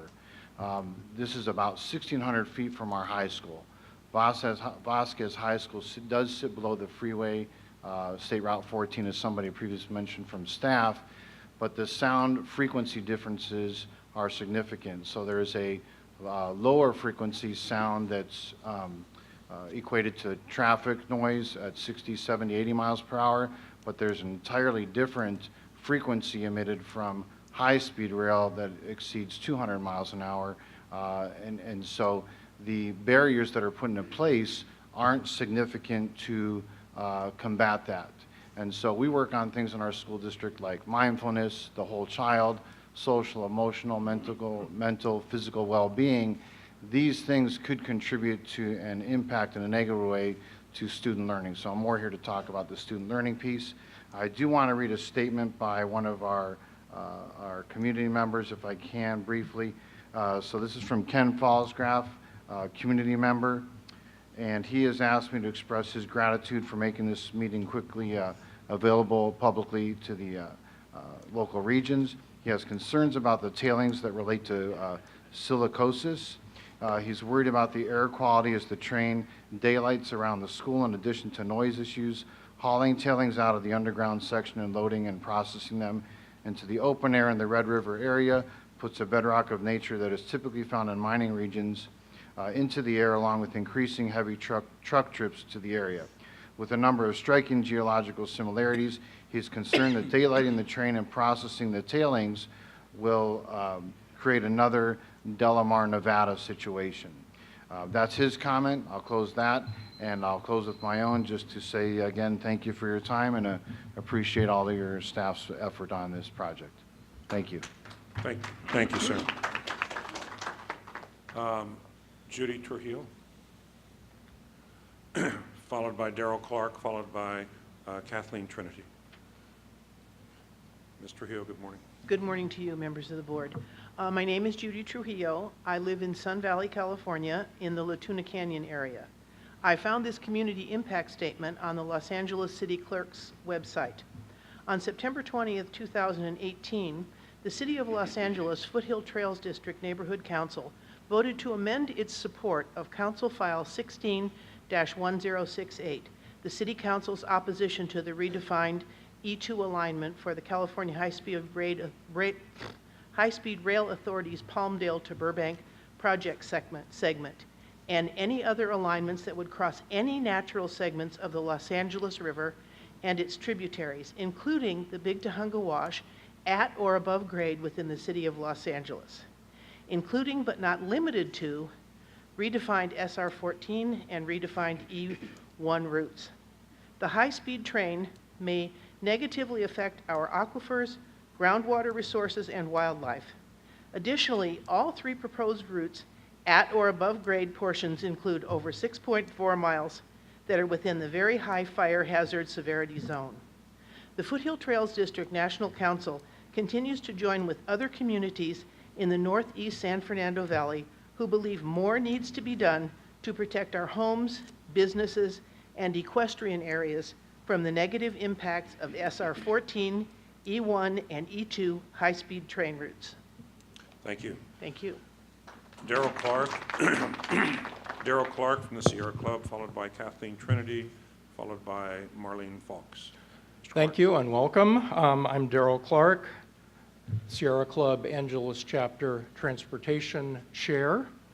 Sierra Club endorsed California High-Speed Rail in 2008 with our endorsement of Prop 1A for the benefits of the alternative to long car drives, intrastate plane flights, oil use, and road and airport expansion. We continue to seek those benefits.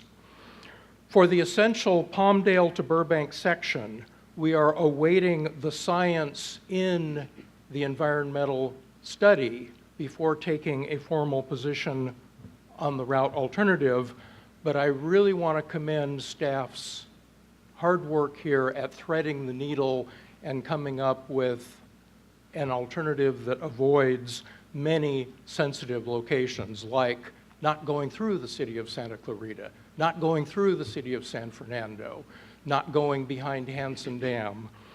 And finally, I have to wonder, as a longtime transit advocate, in the comments we've already heard, why the recently approved Van Nuys Boulevard light rail line, electrically powered, is okay, and yet electrically powered high-speed rail in the same neighborhood suddenly is a horrible thing. They're both electrically powered, above ground. What's the difference, really? So thank you. Thank you, Mr. Clark. Kathleen Trinity, followed by Marlene Fox, followed by Russ Fox. Ms. Trinity, good morning. Good morning, Chairman Richard and Board. I'm Kathleen Trinity from Acton. If you have ever spent time in a canyon, then you must know that the acoustics are excellent. Sound travels up the canyon and off the sides. Your engineers have said that the sound of the train can be mitigated. Even the greater sonic type boom from the East Mountain tunnels. Not only will the mitigations be totally inadequate, they will introduce walls and berms and the long, ugly, massive viaduct that is, including the ground section, about a mile. fences and catenary cables, and the train itself, which will industrialize our neighborhood.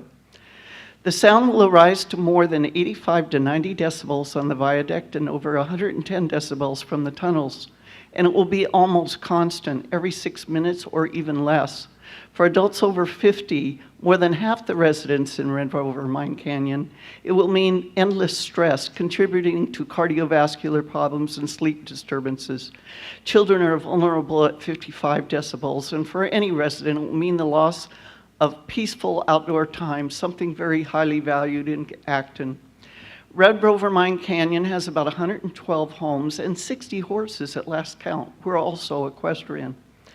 While it is true that some horses can adapt to noise largely when they are in a corral, it is the very rare horse that can be trained to handle loud outbursts while being ridden on the street or trail. What you are asking the residents to do is to put their horses and themselves into the very dangerous situation where they could be thrown even into traffic, or not to ride at all, within a mile at least of the viaduct. You can have all the brilliant engineering you want, but what's missing here is the human factor. And isn't that what it's really about in the end? This route will be the degradation of our neighborhood and our community. The noise and blight will take away from us the very things for which we moved to Red Rover in the mine place.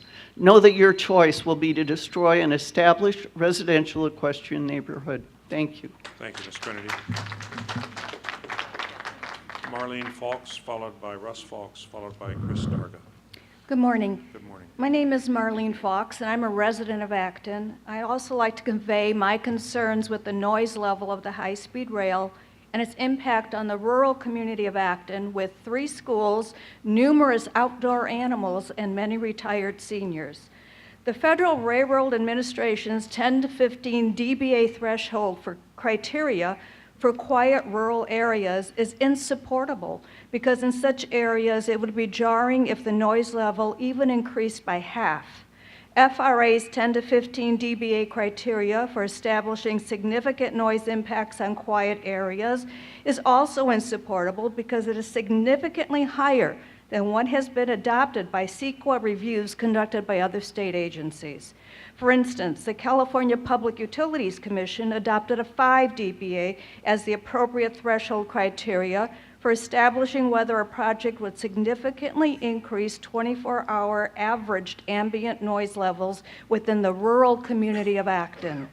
These facts must inform and direct the California High-Speed Rail Authority's environmental analysis of the Palmdale-Burbank high-speed rail segment, such that in the event HSRA relies upon a 24-hour average noise impact methodology to assess indirect noise impacts, then a 5 dBA threshold criteria must be adopted for quiet areas to properly account for ambient noise impact in a rural context. Thank you. Thank you. Russ Fawkes, followed by Chris Darga, followed by Steve Correa. Good morning. I'm Russ Fawkes. My wife and I, our children, and our grandchildren are all residents of Acton. For years, Acton residents have repeatedly asked the California High-Speed Rail Authority to develop underground alternatives in Acton. These requests have been made both verbally at public scoping meetings and in writing. But the authority engineers have stated that they have identified no impediments which would prevent CAHSRA from constructing the Acton portions of the SR-14 and the E1, E2 routes underground. To the contrary, your engineers have repeatedly stated that it is merely their preference to daylight the Palmdale-Burbank high-speed rail segment in Acton. Now, it's established fact that by not daylighting the tracks in Acton, noise and aesthetic impacts are eliminated completely, and groundwater resources are less impacted because the routes are deeper. Staying underground in Acton is entirely feasible because both the SR-14 and the E1, E2 routes depart the Palmdale area at an elevation of approximately 2,800 feet. And from there, they should drop down to Burbank, which has an elevation of less than 1,000 feet.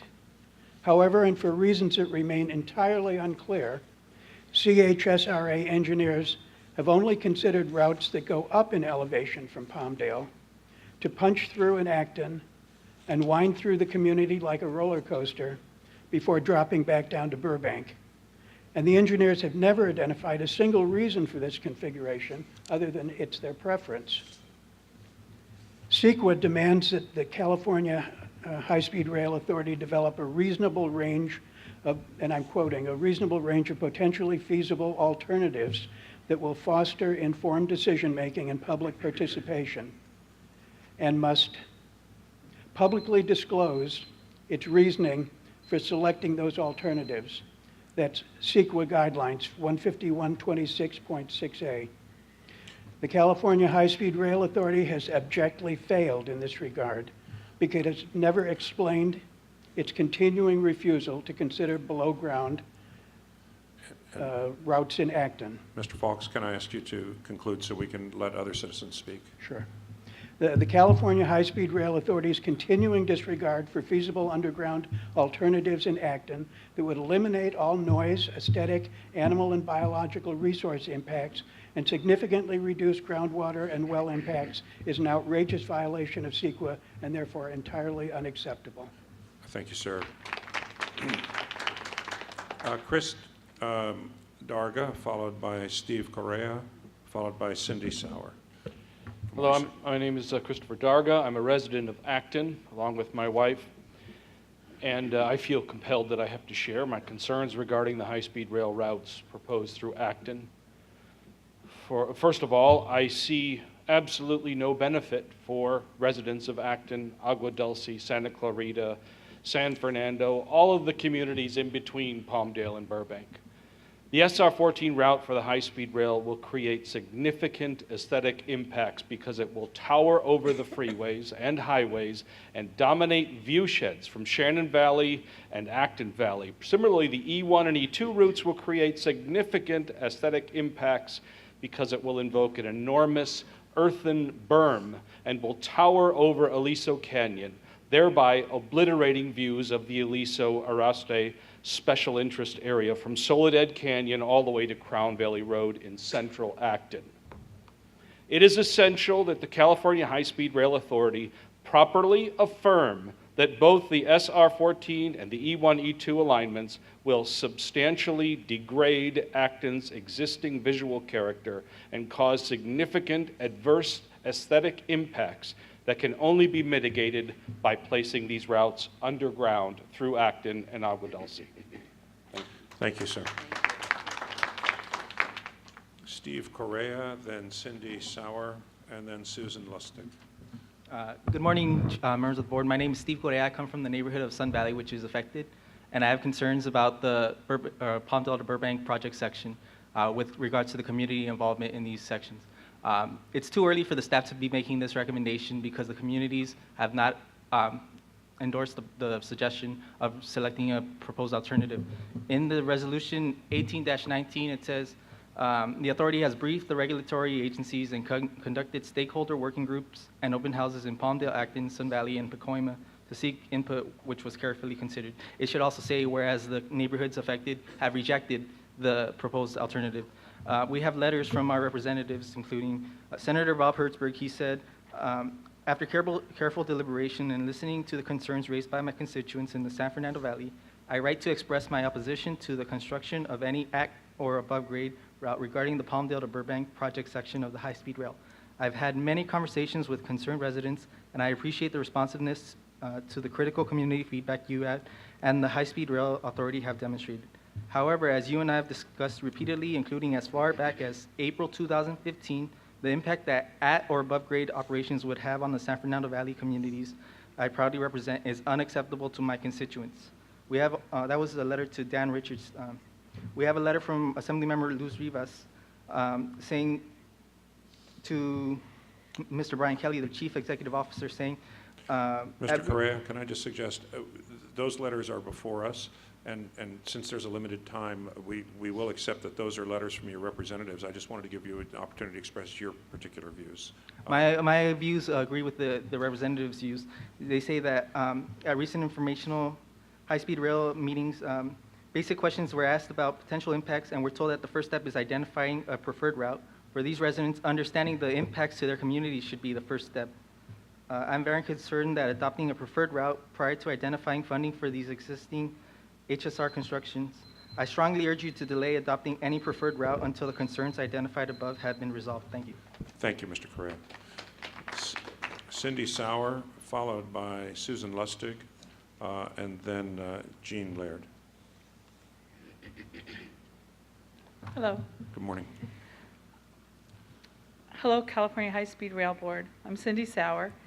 I'm president of the Sun Valley Area Neighborhood Council, and I represent my neighborhood council and the voices of the Sun Valley community. I am delivering a letter, or actually I already have. I've sent it to you via email, and I saturated you this morning. Right. Dated November 13th, 2018. It represents our entire board. We voted not to support routes E1 or E2, and we very loudly voted to not support route SR 14 coming above ground through our Sun Valley community along San Fernando Road toward Burbank.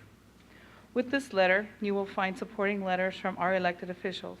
City Council Member Neri Martinez for CD6, Council Member Paul Krikorian for CD2, State Senator Bob Hertzberg, Congressman Tony Cardenas, Assemblywoman Luz Rivas. Our elected officials question this route and do not support any above-ground routes.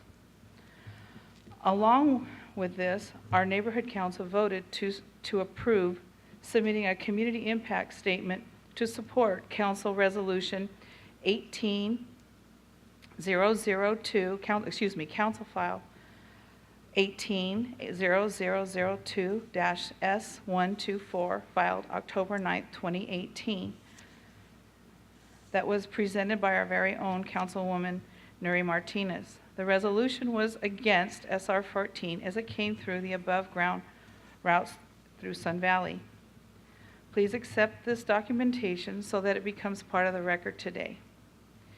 In our community of neighborhood councils, this vote aligns our Sun Valley Area Neighborhood Council with the Foothill Trails Neighborhood Council, the Sunlit Tujunga Neighborhood Council, as well as the Sylmar Neighborhood Council, whom have all gathered here today to come together as a community.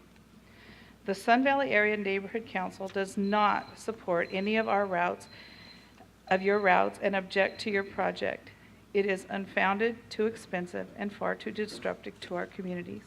Now, I just have one more sentence. I'm going to remove my neighborhood council hat, and I'm going to put on my personal one. Now I've removed that hat. November is a difficult month for me. I've lost my grandparents, my father, my mother, all from this very same community, all in November. So I'm wearing black because if you go through with this vote and you vote in SR 14, it's the month I lose my hometown as I know it. Thank you, Ms. Sauer. Susan Lustig, followed by Jean Laird, and then Pamela Walter. Would you please give them to the secretary over there? Actually, Ms. Bain will take them from you, Michelle, so you can start. Thank you. Go ahead, he'll distribute them to us. Good morning, Mr. Chair and members of the board. Morning. My name is Susan Lustig and have lived in Sun Valley for 30 years. Let me speak to the Sun Valley Environmental Justice Area that completely encompasses the SR 14 route as the train travels south, comes out of the tunnel at Montague, and goes above ground along San Fernando Boulevard before it goes back underground to Burbank. Many businesses will be destroyed along San Fernando due to the route going above ground. Also, we understand that the spoils from tunneling are earmarked for Sun Valley. Once again, Sun Valley becomes a trash can to the state's debris. The Sun Valley Environmental Justice Improvement Area was put into place by the City of LA in 2005. Since so much of this area is active landfills, mining, car parts, waste management, and recycling businesses. The term of environmental justice describes a social movement that focuses on the fair distribution of environmental benefits and burdens. Fair distribution of burdens. Why, once again, does Sun Valley get the waste and debris of a project? We are certainly not the ones getting the multi-million-dollar world-class multimodal transportation hub because that's going to Burbank. 70% of Sun Valley is Hispanic. 17% live in poverty. It also ranks in the top 100 excess cancer grids for stationary source in the South Coast Air Basin. Why must Sun Valley continually be the state's dumping ground? Now, I hate to mention this, but if this train is coming, if we have failed in stopping it, please set aside at least $100 million to build a world-class city park to go over where all the dirt and debris will be dumped. LA deserves it, but Sun Valley has earned it. Thank you. Thank you. Jean Laird, good morning, followed by Pamela Walter and then Ruth Brock. Good morning. Good morning. Thank you for letting me speak. I'm coming from Acton, representing the Acton Agua Dulce area. And for those of you that aren't familiar with it, it's extremely different from down here in Burbank and even Palmdale. It's a rural community. We don't have the amenities that most of you do down here, but we chose that lifestyle because living in Acton truly is like camping every day. That's the best way to describe it. With that said, it's a very large equestrian community. And previously you heard someone speak to the safeness of the area with horses in mind. Most of us have horses, most of us are getting up there in age, a lot of us are retired, and frankly, if it's not underground, it's going to have a detrimental effect on all of us who basically live hand to mouth because we feed our horses. So we implore you to please consider the Acton Agua Dulce portion to be underground. Secondly, the last thing is the elephant in the room that we're concerned about is at one time this was an $8 billion project. It's now to $80 billion. Where is this money coming from? We want to know where this money is coming from. Thank you. Thank you. Pamela Walter, followed by Ruth Brock, and then Mike O'Gara. Good morning. Good morning. Thank you for coming down to Southern California so that we could all get ourselves here. I'm a little emotional. I'm not going to read anything. Let me take a breath. I'm here today. My husband is at home dying. He's terminally ill. I've been following this project for 10 years. It is important to me that you protect my community of Acton. I want it underground. I've toured with you, Mr. Richard. I've showed you our community. You know what we've got. We are 100 square miles of 7,500 people. It's really important to us. I have worked diligently for all the years that I've lived in Acton to build that school, and now you're 1,500 feet from our high school. We worked hard. I'm a retired realtor. I had to close my real estate office recently because of the progression of my husband's illness. Come on, guys. I need you here. I need you supporting Acton. I know Michelle. I've talked to Juan Carlos. I've talked to Rick. I am on the team to make this correct for Acton and Agua Dulce. That's why I'm here today. My husband's with a caregiver because I had to come here and say my piece. That's it. Thank you. Thank you.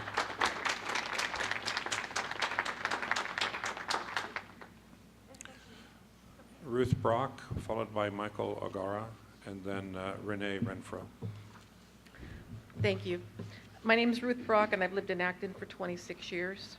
I've had the honor and pleasure of serving on the Acton Town Council for the past 18 months.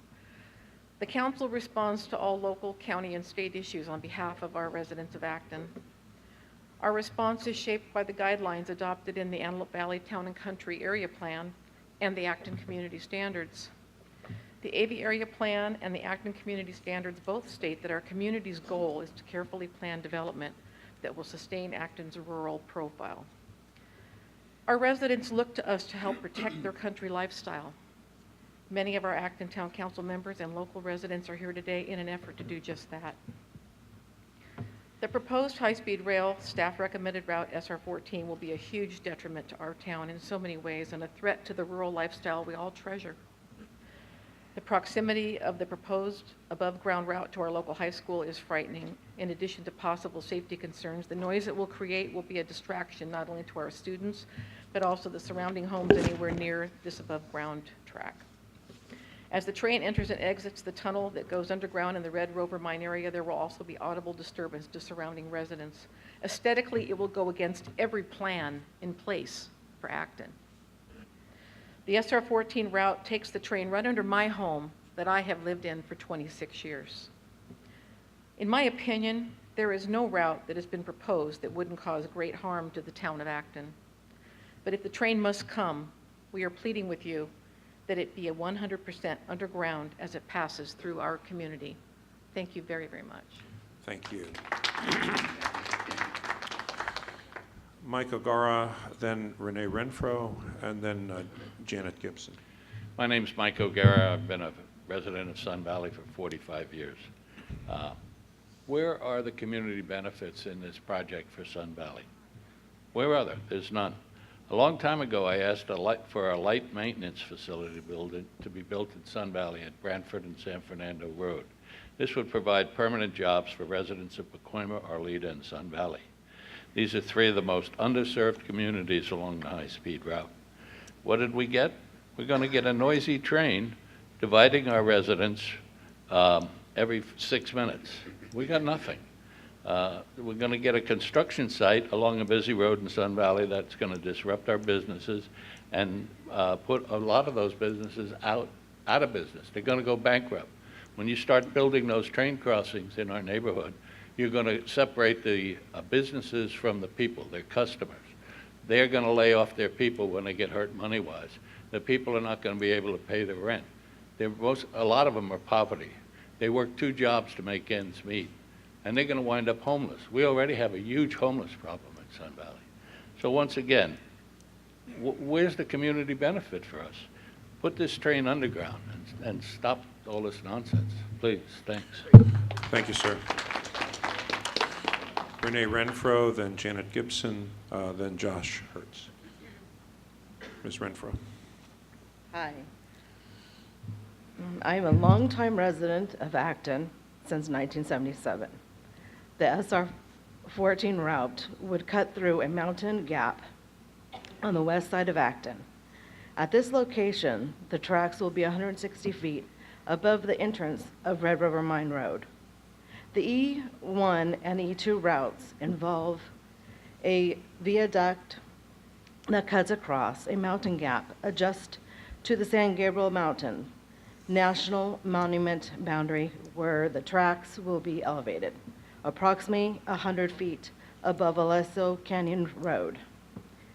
It is expected that this configuration will result in extensive bird strikes because of the train will be an elevated platform at 220 miles per hour. Bird strikes are a huge common problem with the high-speed trains. Birds need to react within 450 feet of the train. The Madrid-Levant line in Spain experiences 100 bird strikes per mile per year through the tracks.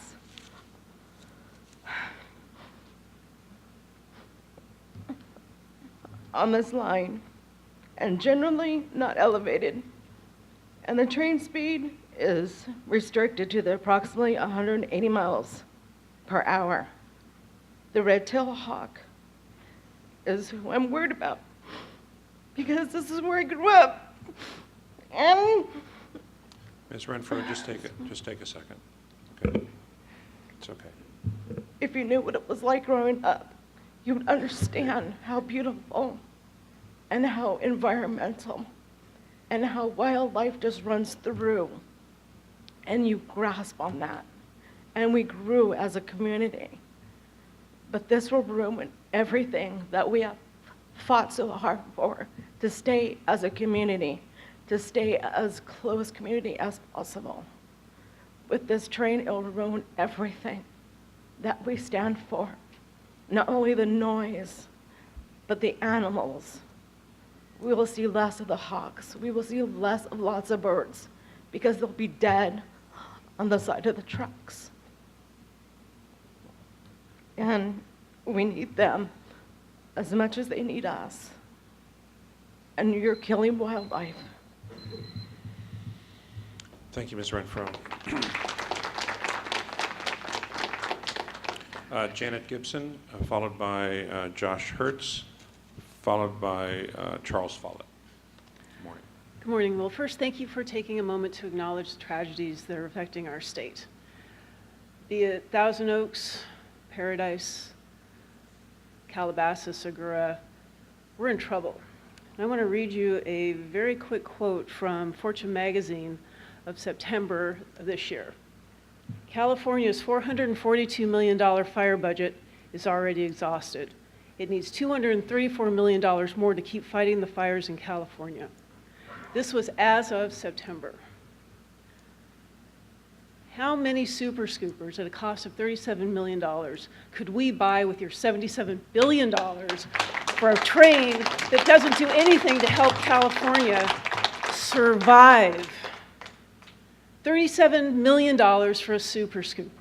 We have to rent 2 of them, Quebec 1 and Quebec 2 from Canada, to come only during fire season, which we now no longer exists. Fire season is 24/7, 12 months a year in California.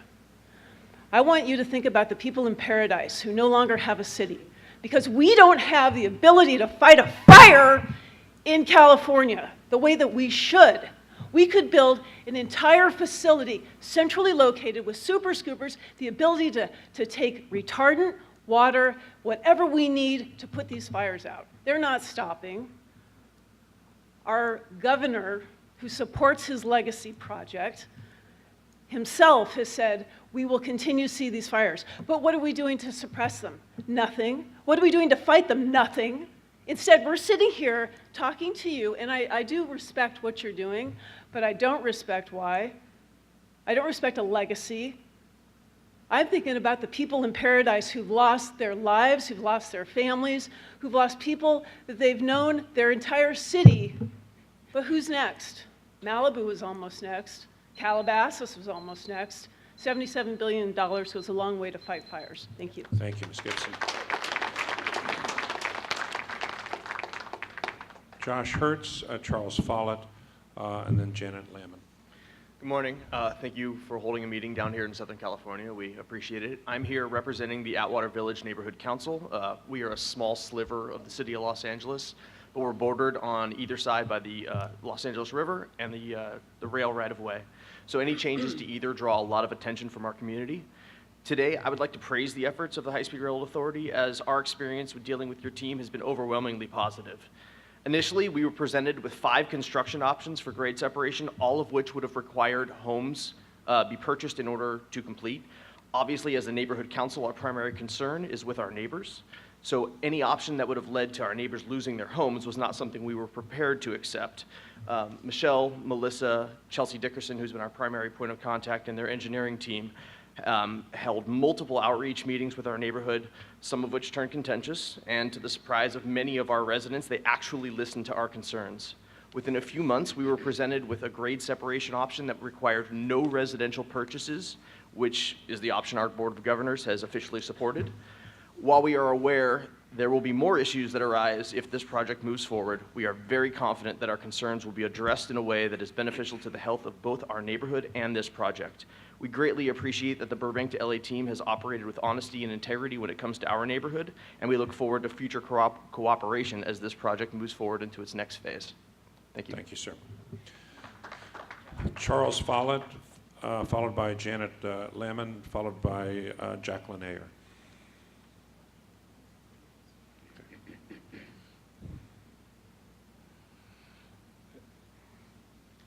And Mr. Follett, I am going to have to hold you to the 2 minutes, so I'd ask you to respect that. Thanks. That's fine. I was just editing my talk, so that's fine. But yes, Chairman Richard and the Board of Directors of the Authority, my name is Charles Follett. I am from Santa Monica. It is my hope that the California Legislature, and the California High-Speed Rail Authority are successful in constructing and operating the California bullet train from San Francisco to Los Angeles. The primary difficulty in achieving this is the segment from Bakersfield to Los Angeles. Much has been written regarding the cost and time required to traverse and tunnel through the Tehachapi and San Gabriel Mountains, to the point where many feel that Bakersfield may ultimately be the final terminus to the south. To ensure that Los Angeles is in fact in play, it's time for the authority to think outside the box. From a geological, geographical, logistical, and financial standpoint, there is an alignment that will enable the completion of the project sooner than expected and under budget. Upon study, it is likely that the most logical alignment to Los Angeles is the following southwest route. Depart Bakersfield to the southwest through Maricopa and Ventucopa to the junction of SR 33 and Lockwood Valley Road.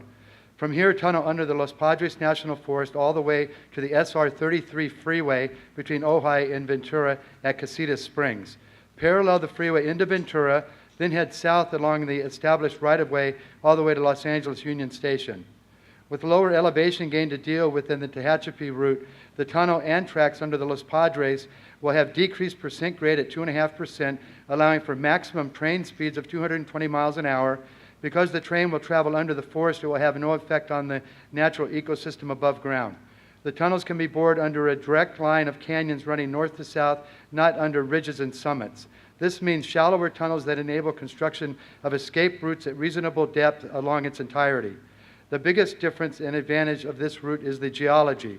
The Los Padres consist of sedimentary rock. This makeup is much more suitable for boring tunnels through the Okay, thank you, Mr. Follett, you have given us a written statement, which I appreciate. We will read it. Thank you, Mr. Chairman. Thank you, sir. Janet Lehman, and then Jacqueline Eyre, followed by Kelly, is it Tano? Good morning, members of the board. I appreciate you being here and listening to all our concerns. We obviously have a lot of them. I'm speaking mostly from my heart. I really didn't write anything down because I know how I feel and I know what has been presented to all of us. My concerns are threefold. One of them is that the high-speed rail is sort of obsolete after the hyperlink air coming along. My other concern was the cost of the ridership, and that was initially when it was first imported to all of us, and we voted on that cost and that ridership cost. And as building costs escalate, so do ridership costs. Okay, so we have the issue of it being obsolete. We have a big issue with the cost. I mean, we could use water desalination plants. We could go on and on with things that would be more beneficial to California than the high-speed rail. And I am a big stakeholder. I have 9 properties that I don't want my property taxes paying for the ridership or the maintenance or anything else of this high-speed rail. So this is also a concern, but the cost has been really extensive and continues without anything being accomplished, which I'm really upset with all of our legislature for continuing to allow the money bleed. As an individual, the high-speed rail runs just hundreds of feet from the back of my property. All 3 of my children grew up in Acton. We all citizens of the United States and the world need quiet places. Thank God, so far, I live in Acton and it is still a quiet place. And our 3 schools are below the SR 14, which with the valley fever and the spores and everything, I don't know what else to say, but please consider everything, please. Thank you very much. Ms. Lynn. Jacqueline Eyre, and then Kelly, am I mispronouncing your name? Tino. Tino, I'm so sorry. Okay, then Ms. Tino. Ms. Ayer. Thank you very much. My name is Jacqueline Ayer. I am the Director of Engineering Operations for Air Quality Specialists, an environmental consulting firm in Orange County. I have a master's degree in mechanical engineering from UC Berkeley and a bachelor's degree in physics from Vassar. Before I start my formal comments, I just want to say I was struck by something Mr. McLaughlin said just a short while ago. He said it's especially important to mitigate or reduce impacts in urban areas. What an extraordinary statement coming from the man who's responsible for environmental studies for the High-Speed Rail Authority. I'd like to remind the High-Speed Rail Authority that CEQA demands that you mitigate impacts everywhere, urban and rural communities. So please, going forward, keep that in mind. I'm here today on behalf of Save Our Rural Town. Earlier today, I submitted comments electronically on behalf of SORT, Save Our Rural Town. Here's a paper copy, and I ask that it be included in the record. Thank you very much, Michelle.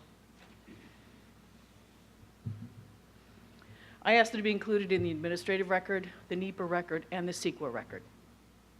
These comments address a myriad of issues and concerns, including noise impacts, wildlife and domestic animal impacts, air quality impacts, health and safety concerns, and other issues. Of primary concern is the way noise impacts are assessed. The methodology employed in prior environmental studies do not comply with CEQA or NEPA because they do not properly consider noise impacts at the time and place where they occur. SORT asks that you report actual project noise impacts and adopt thresholds of significance that properly consider noise impacts on historically quiet rural areas. It is also important to note that CEQA imposes a higher burden than NEPA, and it obligates the authority to avoid impacts if it is feasible to do so. SORT contends that undergrounding routes through Acton will eliminate all noise, wildlife, animal, aesthetic, and health and safety impacts, and it only increases tunnel lengths by less than 4%. So undergrounding in Acton is not economically infeasible. That's why SORT seeks an underground alternative, and furthermore points out that CEQA demands the consideration of such an alternative. So I look forward to seeing an underground alternative in the draft EIR when it comes out. Thank you. Thank you, Ms. Ayer. Ms. Tino, I apologize for mispronouncing your name. Don't worry about it. It happens all the time. Well, people put an S on my name all the time, so I get that. That's right. And then you'll be followed by Lorraine Diaz from Councilmember Krikorian's office, who was a late arrival. Please go ahead. Okay. Good afternoon. My name is Kelly Tino, and I'm a resident of Acton and a member of the Acton Town Council. The HSR will have a lasting effect on our community, no matter which route is chosen. I'm here today to speak about one facet of noise impacts, which will greatly affect my own family because we are close to the proposed out-of-ground section on the SR14 route.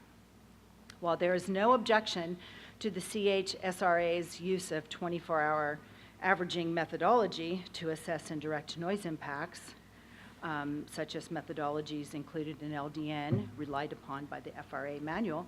However, if CAHSRA uses a 24-hour averaging methodology to assess and direct noise impacts, then the threshold criteria used to determine the significance of such an impact must comply with CEQA. CAHSRA's prior environmental documents have failed in this regard because they all relied upon thresholds of significance set forth in the NEPA-based FRA manual, specifically figures 3-1 and 3-2, which are insufficient for the purposes of CEQA and are inapplicable to quiet rural communities because, among other reasons, they are based solely on noise studies conducted in urban areas. As explained in the technical assessment provided in Attachment B, the noise impact criteria embodied in figures 3-1 and 3-2 of the FRA manual are inapplicable to quiet rural areas and therefore cannot be relied upon for assessing noise impacts within the quiet rural community of Acton. CAHSRA is obligated to develop non-urban noise impact criteria that are applicable to quiet rural areas where existing ambient noise levels are below 60 dBA. This criteria must be developed and vetted before any CEQA or NEPA documents are developed for the Palmdale to Burbank HRS section. In closing, I ask that you do the right thing and protect the quiet rural community of Acton by giving us a fully underground route. Thank you. Thank you, Ms. Tino. Lorraine Diaz, followed by, I think, Barbara Harris, I believe it is, and then Nancy Crosby. Ms. Diaz, you're representing Councilmember Krikorian, I understand. That's correct. Thank you. I'd like to read a letter that Councilmember Krikorian wrote to the board. I apologize. I think I was supposed to give it to this guy. We actually have his letter. Oh, okay. Then I'll just, thank you. So on behalf of Councilmember Paul Krikorian, LA City Councilmember Krikorian, I'd like to read this letter. In 2016, I introduced a motion to the Los Angeles City Council and discussed with California High-Speed Rail Authority staff my opposition to all above-ground routes proposed in the city of LA, portions of the San Fernando Valley. I remain opposed to high-speed rail traveling at ground level in the valley, as I believe it would negatively impact residents, businesses, and the environment. Although none of the above-ground portions of the proposed route are located in Council District 2, I hope that you will listen to and work with my colleagues who represent those areas to avoid harming these Los Angeles communities. The High-Speed Rail Authority has shown a willingness to engage with elected officials and Valley residents in the past.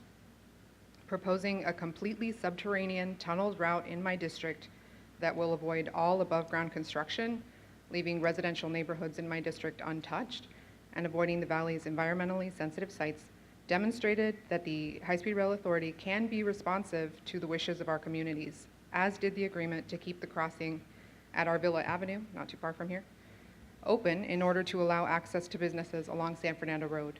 Please give the same consideration to residents and businesses outside my district that are seeking to avoid the impacts of above-ground construction contemplated in your selected preferred alternative. Although that route is simply a preliminary draft, keeping the valley sections underground will avoid unnecessarily disrupting the area. Very truly yours, Councilmember Krikorian. Thank you very much. Barbara Harris, I believe it is, unless I'm misreading this. Okay, Barbara is going to pass. Then you must be Nancy Crosby. Okay, and Ms. Crosby, you'll be followed by Dale Gibson. Well, I apologize if much of what I have to say is repeating what many have already, but I do appreciate having a moment to give my personal thoughts. I'm 69, I own horses, and I live on a well, and I'm in Acton. And much of the community of Acton around my area live with similar circumstances. I live up Acton Canyon Road, which is my house is going to be about a half a mile away from where the SR14 route goes, which means it would have a significant impact on my daily life. I would just like to also make the request, as many have, that it be put underground between my horses and concerns about, well, let me say, Acton has a lot of issues regarding wells and water availability and whatnot, and putting it above ground, I gather, would impact that more significantly than underground from what I've heard. Water, without water, you have nothing. So if that is in fact the case, that going below ground would be helpful in that regard, I would certainly appreciate it. And I just want to thank you for coming and listening, and please consider how these things will impact our lives. Thank you, Ms. Crosby. Thank you. Dale Gibson, followed by, is it Pat Kramer? And then Dale Vibey, it looks like.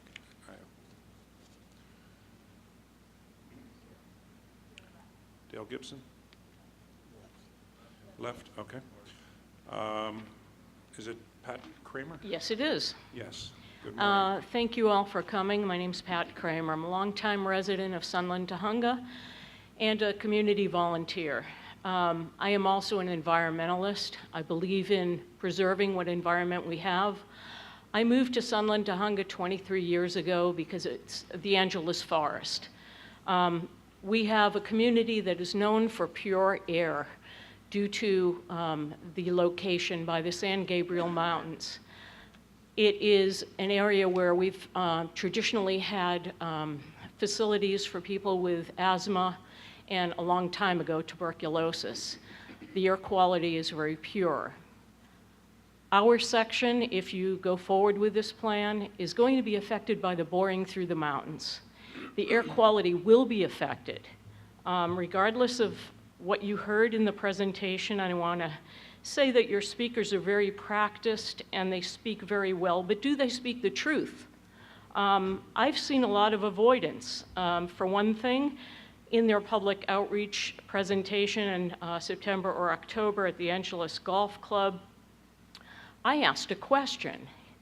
I submitted a public comment. It was never taken up, it was not responded to, and even though we were told that all of our questions would be responded to via email, I never got a response, and I am on your email list. I get responses from you. So I want to say that they don't follow through as they say they do. I'm very concerned about the air quality. I'm also concerned about the water quality. If you are tunneling through the Angeles forest, you are going to affect our water. And as we know, if we don't have water, this state is going to dry up and it's going to be uninhabitable. Our water comes down through the mountains from the Sierras. It comes right through Sunland to Hunga, where it's purified underground.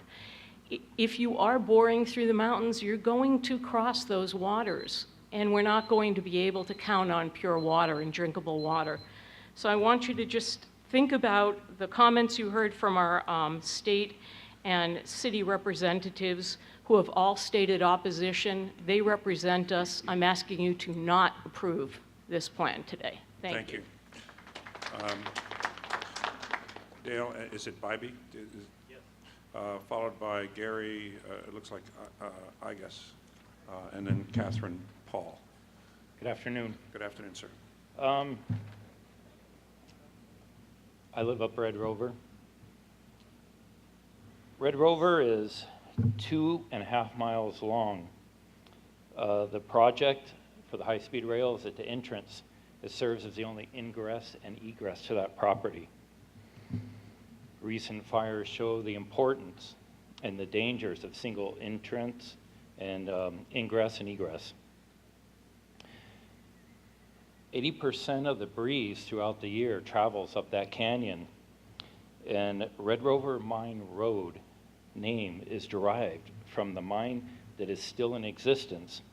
Historical photos and written documentation reveal there were cyanide pits at the area where the construction is taking place. This photo is from 1911, and it represents the cyanide pits that are at the base of the construction. The breeze will certainly carry the dust up the canyon. Red Rover Mine is an active mine, or they've tried to start the mine up again, but it's been stopped by local and state government, yet the state is moving forward with an epic mining project of its own. When the community met with various members of the high-speed rail, your engineers at the time claimed to have no engineered study for the train to go underground in Acton. And you want the people of California to believe that miles before and miles after Red Rover and billions of dollars, that you have not taken the time or consideration to engineer less than 5,000 feet. It is above ground in Acton. Those were the words from your engineers and the people that we met with in the community center. Just in closing, if I can, the claim to this benefit or the progress, just briefly, reminds me of a C.S. Lewis quote: "Of all the tyrannies, a tyranny sincerely exercised for the good of its victims may be the most oppressive. It would be better to live under robber barons than under omnipotent moral busybodies The robber baron's cruelty may sometimes sleep. His cupidity may at some point be sedated, but those who torment us for our own good will torment us at end, for they do so with approval of their own conscience. Thank you. Thank you, Mr. Bybee. Gary Igas, followed by Catherine Paul. Sir, I hope I didn't mispronounce your name. And then Susan Stedman. Again, it happens a lot. I'm Gary Agus, from Sun Valley resident for 71 years, off and on, but in Sun Valley. A comment of the CAHSRA has made no provisions or directions for people who cannot attend this meeting today, to the best of my knowledge. They have scheduled the meeting at 8:30 a.m. on a working day. A lot of people can't do that. Can't come in here on this day, so I would hope that you address that. You have learned today and in the past that a minuscule number of people in the San Fernando Valley and Acton and even Palmdale do not approve of any of the routes. They've been unacceptable to me from the beginning. There are other routes possible. You heard of one today. I urge you to explore other routes. It's just not going to work out in my estimation. And as far as Sun Valley goes, it's the longest distance that you get right now with Route SR 14. You come out for like 12 miles. Right through Sun Valley, because it's right down the middle. And it's going to disrupt businesses during construction and after. The roads are going to be more navigatable than they are now. So if you do have to go with SR 14, please put it underground all the way through Sun Valley. I know there's geological problems with that, but this is a monumental project. And if you're going to do it, you got to do it right. So thank you very much. Thank you, sir. Catherine Paul, followed by Susan Stedman, followed by Dave DePinto. I'm Catherine Paul. I live in Cagle Canyon. Just as I expect transparency, integrity, responsibility, honesty, and justice in my friendships, as a taxpayer and citizen, I also expect those values from a government that is meant to serve its citizens. Instead, I find a bureaucracy that puts business ahead of the people it should be serving. Instead of integrity, I see greed and ignorance.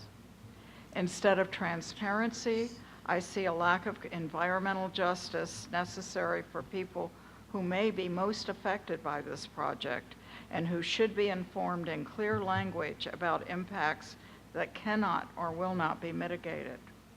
Instead of responsibility, I've seen people in the Central Valley lose homes and property. They are losses which in the long run might not even have been needed. Instead of honesty, I've seen the Mineta equine desktop study substitute for legitimate research in our area, as well as dependence on international expertise as a substitute for geotechnical knowledge of the San Gabriel Mountains. Instead of justice, I see unrealistic projections of high-speed rail costs and ridership income from a project that looms well into the future. What passenger at the Burbank station would choose to pay more money and a 2.5-hour train ride over a 1-hour plane trip? I see citizens in limbo, frustrated as they are ignored by a government that is meant to service, not oppose their basic needs. We deserve better. Thank you. Susan Stedman, then Dave DePinto, then Cindy Bloom. Susan Stedman, Shadow Hills.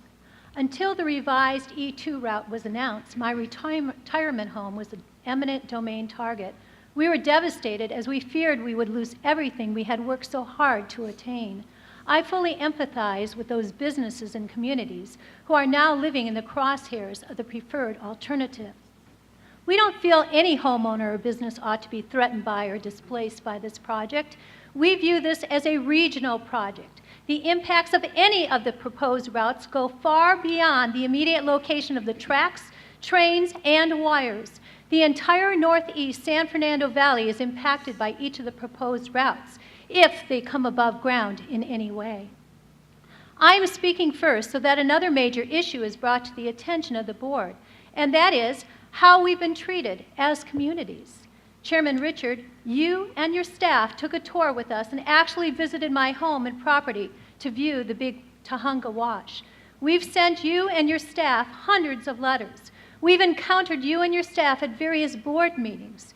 We have found you all to be less than responsive, lacking in empathy, and less than truthful in your dealings with us. I will play audio from the board's meeting in downtown LA where you promised us and several of our elected officials that this board meeting would be held nearer to our communities and before the preferred alternative was announced. Once you listen to the recording, you'll understand why we don't trust the authority. They have turned a deaf ear to us. Thank you. Dave DePinto, followed by Cindy Bloom. Here's This is still her time. Excuse me, I'm sorry. This is still her time. still my time.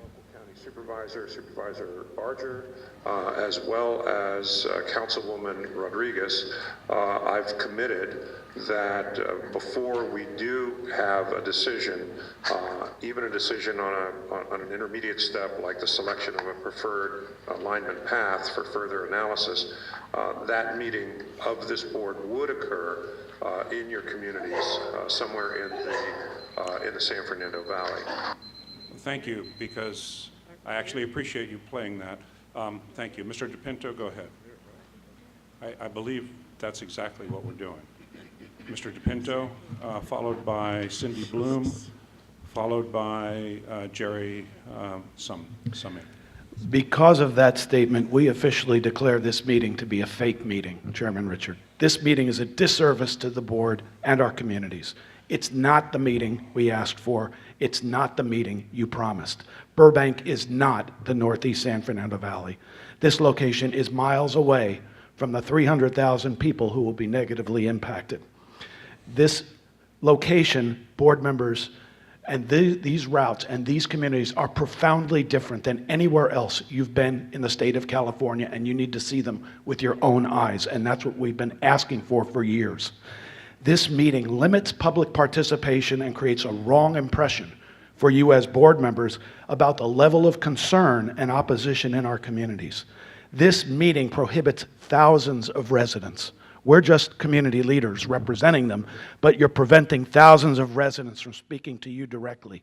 We learned about this location last week from the Holiday Inn staff before we learned about it from the high-speed rail staff. Your preferred alternative and continued study of E1 and E2 are unconscionable. You are keeping us hostage. It's already been 4 years, and you're ignoring our consistent message, which you have heard over and over today, which is we will not accept above-ground high-speed trains in or near densely populated areas or sensitive environmental areas. You've heard from many elected officials today. You've heard from several neighborhood councils. We have 4 or 5 community nonprofit organizations here as well. We are a united front and we are a wall. We will not bend and we will not break. So my advice and recommendation to this board today in terms of action, and it relates to moving forward on the preferred alternative E1 and E2, is if you're going to move forward, please commit that you will only move forward with all of those routes featuring only underground, buried segments. Otherwise, those routes be removed from further study. We have lived with the threat for 4 years. Your EIRs are not going to be done for another 3 to 5 years, and we're tired of the threat. Thank you. And board members and staff, if you don't bury these routes, we will. Thank you. Thank you, Mr. DePinto. Cindy Bloom, followed by, I hope I'm not mispronouncing, is it Jerry Summey? Jerry Summy is her name, yes. Yes, okay. Okay. I didn't mess that up. Thank Okay, you. when Ms. does the timer Ms. Bloom, start? Go ahead.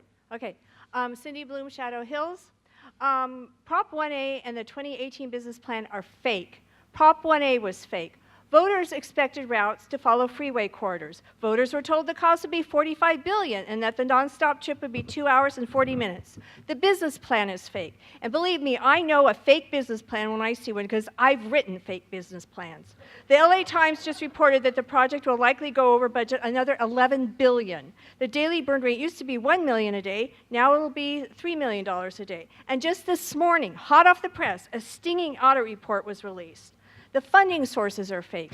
In March 2016, Dan Richard referred to surprise funding. The SAA reports are fake. The inconsistencies on why routes were eliminated were astounding. For example, environmental concerns were cited, leading to eliminating 52 other alignments, but not SR 14, E1, or E2. Your claims of public and political support are fake. Polls show the majority of voters no longer support the project, and our new governor portends major changes. Benefits to taxpayers are fake. Even though Southern Californians pay the majority of the state's taxes, 98% of local improvement monies are being spent in Northern and Central California. Your objectives are fake. You will not meet environmental and construction timelines, ridership levels, speed and time requirements. The budgets have ranged from $16 billion to $100 billion. Your ridership projections for 2033 are 104,000 passengers per day. That's 9 times what Burbank Airport currently handles, and it covers the entire country. Don't you ever question staff's recommendations? Is this the legacy you want to leave, allowing the most expensive and mismanaged infrastructure project in the history of our country to continue on this trajectory to disaster? No corporation would tolerate such fiscal recklessness. In light of the above, it's premature and imprudent for you, the board, to render any decisions about these route alternatives today. Thank you. Thank you, Ms. Bloom. Jerry Summy, followed by Dale Stedman, followed by Liliana Sanchez. Good afternoon, Chairman Richard and members of the board. Thanks for hearing us today. My name is Jerry Summy, and I'm a resident of Shadow Hills and a member of SAFE, which stands for Save Angeles Forest for Everyone. On September 11th, I had the good luck of chatting with Gavin Newsom for about 2 minutes as he responded to my accusation that he's waffled about the train. He objected strongly and said 3 things: that his position has always been consistent, that he doesn't like your business plan, and that it's all about the money. Welcome to our new governor. But for me and many Angelinos, it's not all about the money. There's just no need for this train. We don't want the train, but no one is listening. Yes, it's about the $100 billion that the voters never consented to, but it's also about the environment and the disregard for our Angeles National Forest and its animals and our people. Angelinos want to fly or drive to San Francisco, not take a train. What we could use are local improvements that help people commute within Los Angeles to help the crippling traffic here, not to get us to Shafter ASAP. No offense to the Shaftonians. The entire announcement of a preferred alternative gives us false comfort. We met with Michelle Boehm a few weeks ago, and it's clear that E1 and E2 continue to be studied, so we are still held hostage until the route is finalized. Environmental justice principles have been unevenly applied, and while patting yourselves on the back for saving San Fernando, other areas like Lakeview Terrace, Pacoima, and Sun Valley are still under consideration. Many claims about the train's benefits are just false. Ridership projections, speeds, convenience, and ticket savings are overstated. Air quality improvements and claims about the environmental break-even on this project are highly questionable, strongly debated, and likely false. Everyone talks about the 3 routes, and no one ever mentions the 4th alternative. Just a reminder, the 4th alternative is the no-build option. Build San Francisco to San Jose to the Central Valley, just last sentence. Build San Francisco to San Jose to the Central Valley and give Los Angeles equal funds to fix our internal traffic problems, which are horrendous, so that people can get to work. Thank you. Thank you, Ms. Summer. Dale Stedman, followed by Liliana Sanchez, followed by Kelly Decker. Mr. Stedman, good afternoon. Good afternoon. My name is Dale Stedman, and I live in the Shadow Hills. I'm a retired science teacher who views noise as one of the major impacts that the authorities cannot mitigate. Your noise studies will not reflect the unique nature of sound acoustics in our area due to its unique topography and climate conditions. Everyone in the Northeast San Fernando Valley knows that on any given day, you can hear at the same time trains, planes, construction, and freeway noise. The EIR will be based on proving via software modeling that the so-called LDN value will not be increased by a negotiable number of decibels. The LDN is a single number average over 24 hours.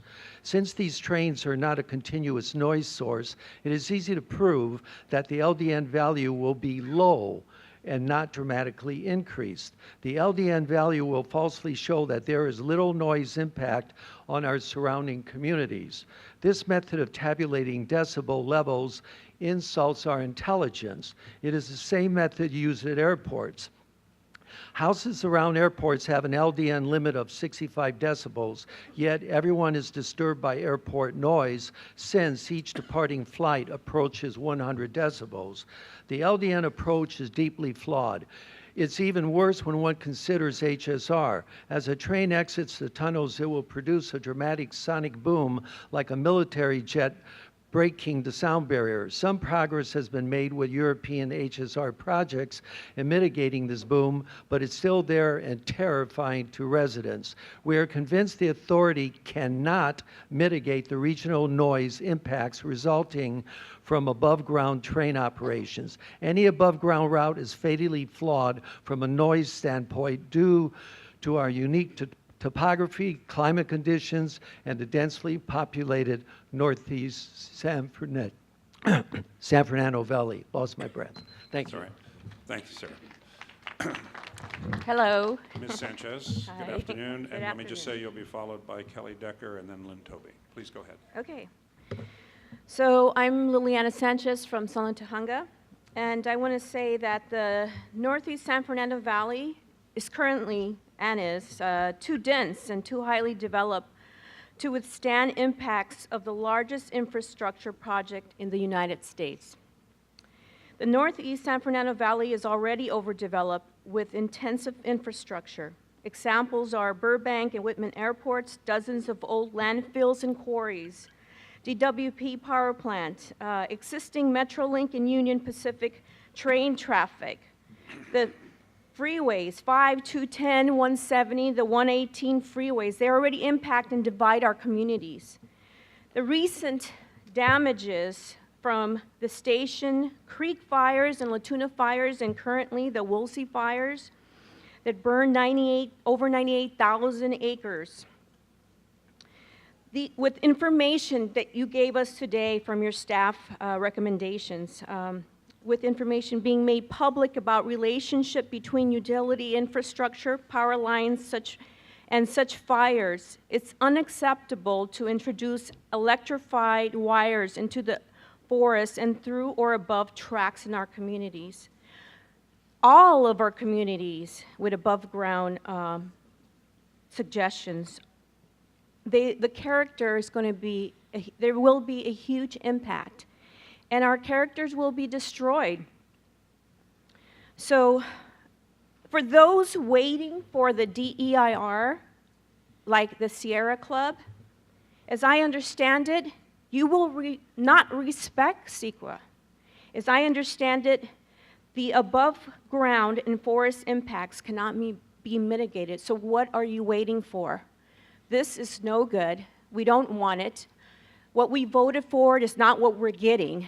So we want this done. We want you to go away and keep our community safe. Thank you. Kelly Decker, then Lynn Toby, then Dana Stengel, excuse me. Ms. Decker. Kelly Decker, Cagle Canyon. Last week, a California black bear was struck by a car on the 210 freeway in Sylmar. He managed to drag his body to the median strip where he died of his injuries. The cause of death was simple. Human encroachments and human-caused disasters have threatened the lands that were dedicated to be preserved as home for California wildlife, forcing them to go farther and farther out in search of food, water, and shelter. It is unfathomable and unacceptable that we are 4 years into this process and you still are not considering a single route that does not go through the Angeles National Forest. The damage to the forest cannot be mitigated. 7 years of construction at the forest floor, at the portals that are situated along the border of forest lands, will force the wildlife out of their homes, what little habitat they have left, and in search of safe places that they will not find. The animals that California is known for, that we claim to love, the bear that's on our state flag, for heaven's sake, the mountain lion, the bobcat, the California condor, which was just brought back from the brink of extinction, all of these animals are threatened by the train routes that you have designed. Some of them will die one way or the other. And for what? A train that no one needs and that most of California no longer even wants. The preservation, the sanctity of our national forests, it either means something or it doesn't mean something. The Cagle Canyon Civic Association and the over 750 residents that we represent remain opposed to all alignments which damage the Angeles National Forest and which unnecessarily threaten our wildlife and our water. Thank you. Thank you. Lynn Tobey, followed by Dana Stengel, followed by Eli Wells. My name is Lynn Tobey, and I'm a resident of Shadow Hills, and I want to welcome everyone to the Dan Richards Believe It or Not show. If promises are made to be broken, this board gets a gold star in promise breaking, despite the fact that these routes have been and are continuing to be presented in a very happy, happy, joy, joy way. The facts remain. We were promised a meeting in the Northeast San Fernando Valley. That's not Burbank. We know you're geographically challenged, but we know where we are, believe it or not. We were promised a meeting before the preferred alternative was selected. Another broken promise, believe it or not. We were promised a board meeting specifically to discuss the Palmdale to Burbank section of the project. Didn't happen, believe it or not. A phony equine impact study was performed. Horses are flight animals and will react strongly to high-speed rail. Choosing the refined SR-14 will not avoid all the horse-keeping areas in the Palmdale to Burbank to Union Station neighborhoods. The Mineta study is also compromised by personal connections to the board, believe it or not. You're not paying attention to the conclusions of your own hydrogeologic study, which states the risk of tunneling in the forest and local mountains. I can't believe that, but it's true. You're ignoring the earthquake faults that will affect anything built in this area. That's simply unbelievable, but true.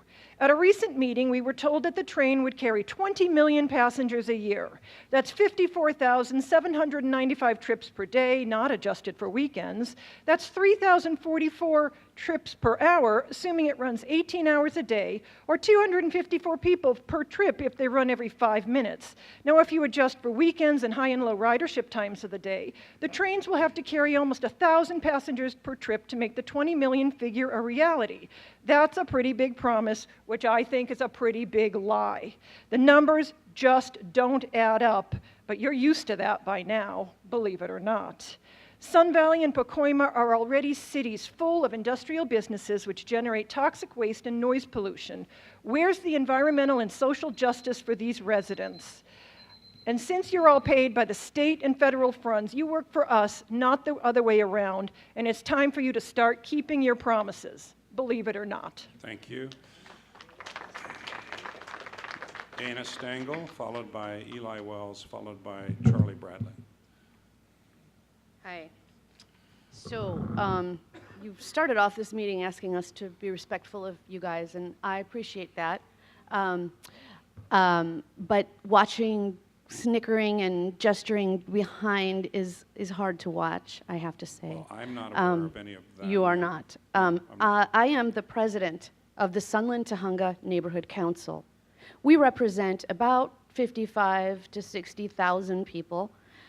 And we passed a community impact statement in September of 2018, which read that our board voted unanimously to amend its opposition to the refined E2 alignment for the California High-Speed Rail Authority's Palmdale to Burbank project segment and any other alignments that would cross any natural segments of the LA River and its tributaries, including the Big Tahunga Wash at or above grade within the city of Los Angeles. When I'm not the president of the neighborhood council, I do local native wildlife education here. I represent the Angeles National Forest today, and the diverse wildlife that calls it home. I'm here to let you know that we are not letting up. We voted for a high-speed rail that would follow previously existing traffic corridors. Just want to say that again. Previously established traffic corridors.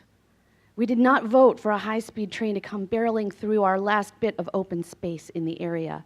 In fact, I strongly believe that if we were to redo that vote today, given everything the High-Speed Rail Authority has and has not done, it would not pass. Introducing a new transportation corridor to Sun Valley? Did anyone ask Sun Valley what they thought? They didn't approve that. And I can't imagine anyone approving an EIR that does anything over, under, or through the Tahunga Wash, which is a mitigation area. Thank you very much. We have spent the past few years battling intense fires in the area, fires that were made worse because of bad development decisions. It's time to rethink where we are developing and what we are paving over. No over, no under, and no through our Angeles National Forest. Thank you. Ms. Stanley. Eli Wells. Mr. Wells, you'll be followed by Charlie Bradley and Penelope, I'm sorry, McMillan, I believe it is. Yeah. Mr. Wells, please go ahead. Thank you. Good afternoon. Good afternoon, sir. My name is Eli Wells, and I'm the president of the Lakeview Terrace Improvement Association. And I'm here representing more than 12,000 residents of Lakeview Terrace community. And our message to you is, the high-speed rail construction will directly and adversely impact our beautiful community of Lakeview Terrace.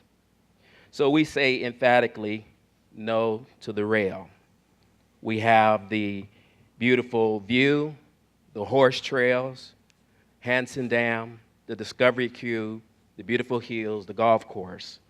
We're a very diverse community consisting of various ethnic groups with a larger concentration of Latino and African American.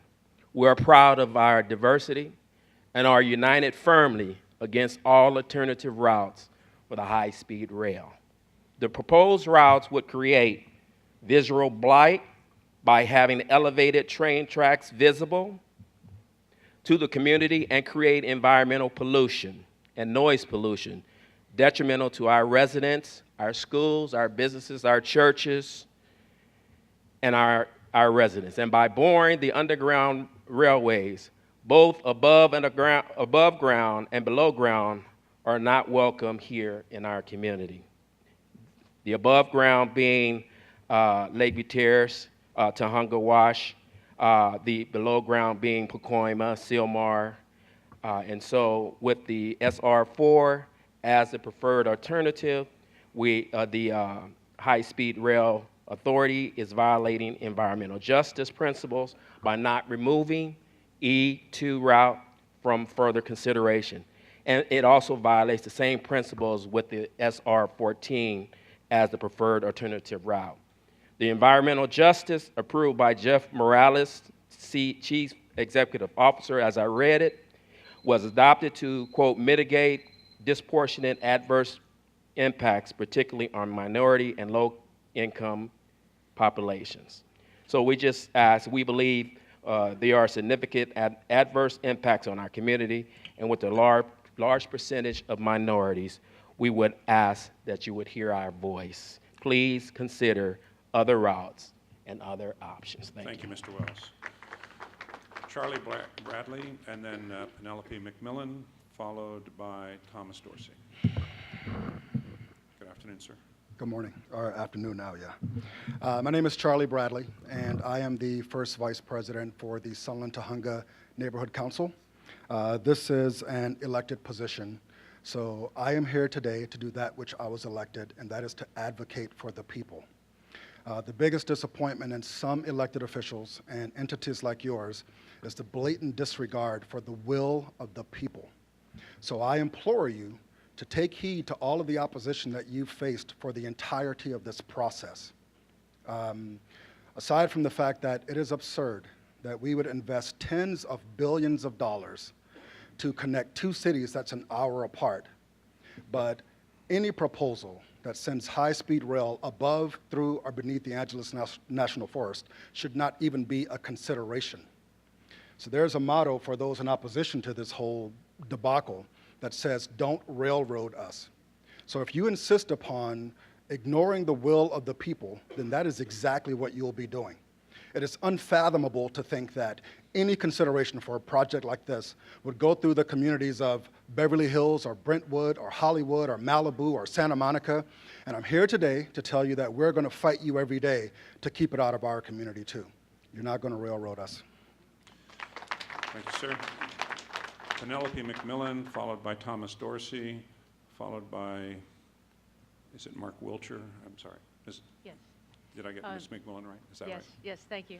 Good afternoon. Mr. Chairman and the board, I'm Penelope Ms. McMillan. Why don't you pull the microphone down just a little bit so you can be recorded? Okay. Thank you. Is Yes, that- go ahead. Okay. I'm a resident of Sylmar, which is a Northeast Valley community of about 80,000 people. I share the regional concerns that have been expressed here before about noise, pollution, traffic, wildlife impacts of all the above-ground features of the proposed routes. However, I'm also concerned about the underground component because I live in Sylmar, and your refined SR-14 will tunnel under about 1,000 homes in Sylmar. This is a place with complex geology, with many fault lines, many known fault lines, and naturally occurring gases such as methane. Sylmar will never forget the June 1971 tunnel explosion that killed 17 people because of high concentrations of methane along fault lines. People here all morning have been referring to underground tunneling as if it's some kind of panacea. But as Sylmar would know, there are risks, there are dangers, and I fear that the authority will not be able to mitigate them. Thank you. Thank you, ma'am. Thomas Dorsey, and then Mark Wiltshire, I hope it is, and then Maria Elena Rico. Sir. Welcome, and thanks for this meeting. You might want to raise the microphone now. Sure. I'm a travel publisher, national, and also a Minetta Transportation Institute. And I first want to just remind people what's at stake with this project, because I hear a lot of negativity about the project as a whole. We can disagree about alignments, we can disagree about how much tunneling and all of that. And I do trust that the board will get the tunneling part right. However, keep in mind that if this project is not built, California will require another north-south freeway and more airport land takings. There's no getting around that if we're in a state that's growing, and we are growing. So anybody that says this thing can't be done, there is no no-build option. We have to do this. We can argue about the alignments, we can argue about tunneling, but it has to be done. That said, my comment is about intermodality. I haven't heard enough about making the Burbank intermodal station more intermodal, and particularly inviting Metro Red Line to extend up to it, because that would be a great source of passengers coming into the new Burbank replacement airport terminal area there. I know it's going to be an underground station, but I haven't heard anything about that. And I just want to see that in the coming EIR, EIS. Thank you. Thank you, sir. I think my next card is from Maria Elena Rico. Mark Wiltshire is my name. I missed Mr. Wiltshire. I'm so sorry. Excuse me, sir. Mr. Wiltshire, go ahead. I'd like to say good afternoon to the board. My name is Mark Wiltshire. I'm president of the Mountain Glen 2 Homeowners Association. I'd like to begin by saying that if this was next week, Thanksgiving, and you were sitting at my dining room table, you'd be sitting directly over the underground railroad that we're talking about. It comes directly under my home and many of my fellow residents. We live in Sylmar. I'd like to read a letter addressed to you, Mr. Richard.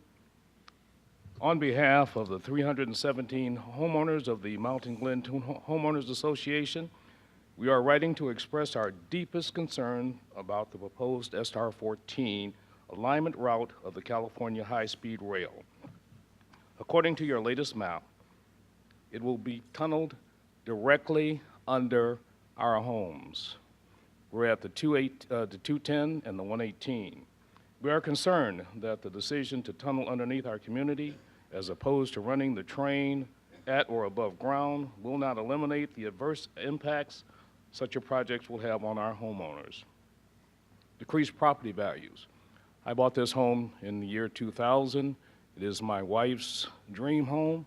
Please don't make it a haunted house. It's important. I want you to remember that. Increased potential and adverse health effects. I have asthma. I'd hate to have to listen and breathe in the dust. Potential for contamination.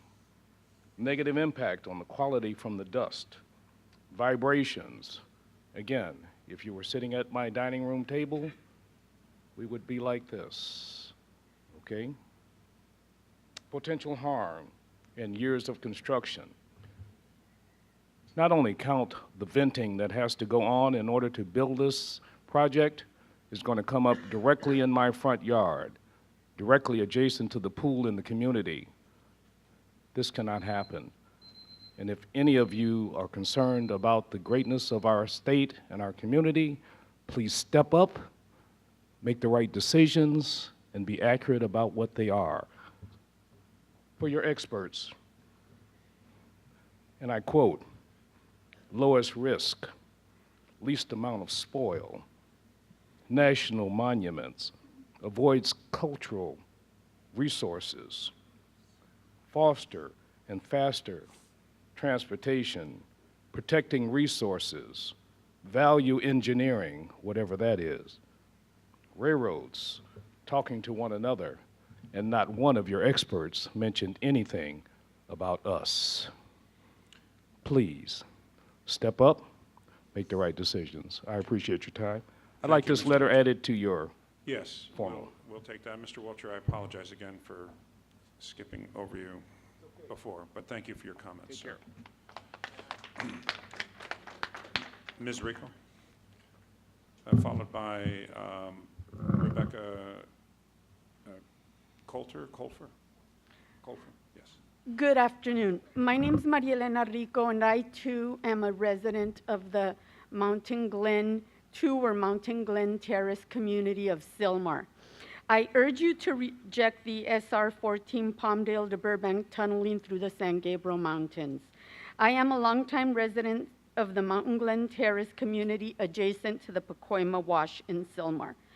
Tunneling under or adjacent to our community will negatively impact our quality of life from dust, due to dust, vibration, noise, and an increased potential for adverse health. The current map shows the rail directly under my street, directly under my house. And I'm not sure how you would feel if you saw something going directly under your house that would take years to build. We are next to 500 feet away from the tunnel the explosion that happened at a tunneling in Sylmar. This project will also negatively affect the Sybil fields, which are baseball fields that are adjacent to the wash, as well as El Carrizo Park, which is the only green space that is available to a vast section of Sylmar, which is all houses and pavement. As a homeowner, I am concerned with the potential for condemnation and decreased property values. I am an educator that has also worked in both Sun Valley and Pacoima. I agree with previous speakers that these two neighborhoods have long been the dumping ground for the city and the state. Please consider the quality of life in the Northeast San Fernando Valley before you make your decision. Thank you. Thank you. Rebecca Colfer, and then Angelique Martin, and then Daniel Beltran. Thank you, Board, for giving us this time today. My name is Rebecca Colfer, and I am a resident of Acton, California. I reside there with my husband, Sean, and my three teenage boys. They are, you know, my husband actually grew up in Acton, and it has been our dream since the day we were married to reside in Acton, and we have realized that dream. So this is very disturbing to us, the way that this proposed refined SR14 route has been proposed here today. Our teenage sons are all, they all attend the brand new high school at Vasquez. My oldest son is actually the first year that will graduate attending all 4 years at our high school. The high-speed rail, I mean, I think one of our biggest concerns as parents, and I speak also I am also the vice president of the PTSO there at Vasquez, and I think our major concerns are that, you know, with like Larry King had said earlier, Superintendent King, he said that, you know, 20 trips per day, with it just being a stone's throw from the high school. That has kind of been brushed over, I believe, because, I mean, we're talking 90 decibels. I mean, that is incredibly loud for the children.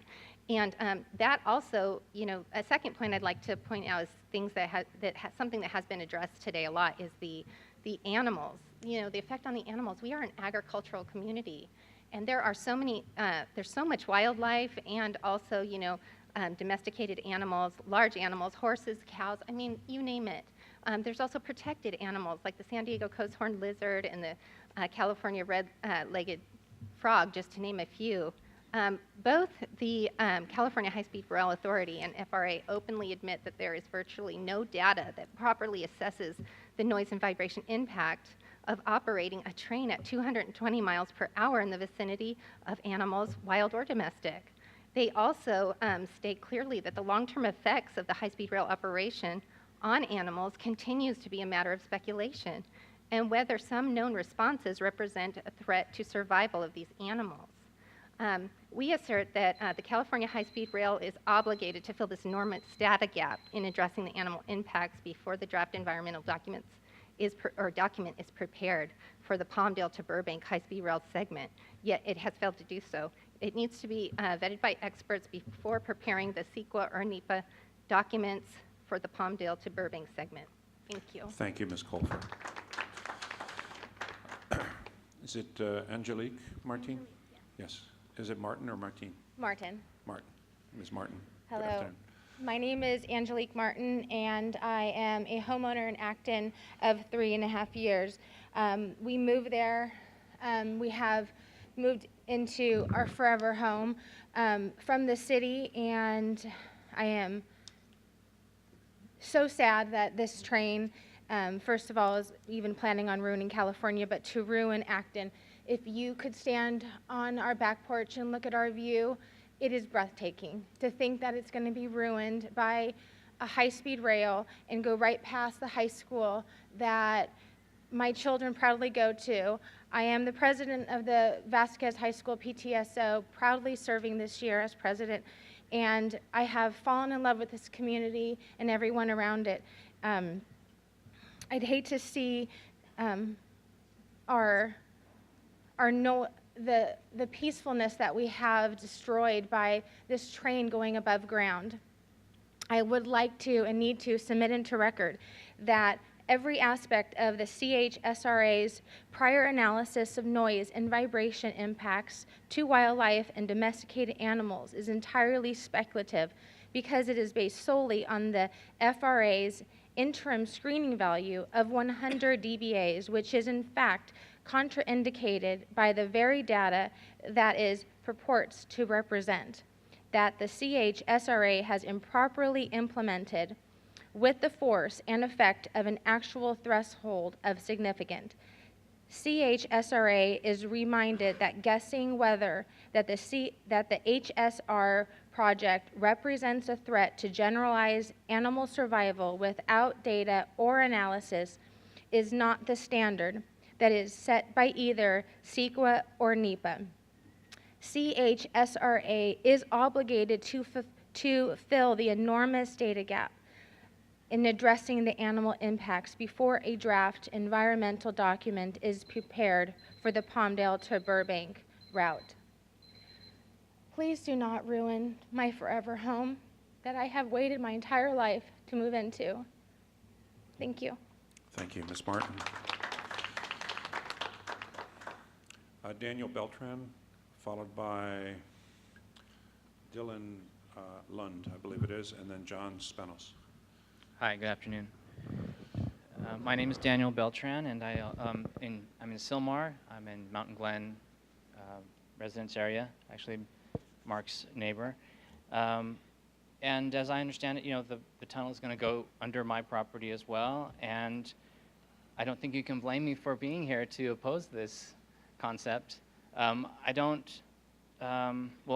I get to that, I wanted to bring to your attention some of the information that we received today, at least part of the information. It was in the table, it was in the Palmdale to Burbank project section binder. Those were on the desk over there. We were not to remove them from that table, but I wrote down, I believe it's table 2, page 21.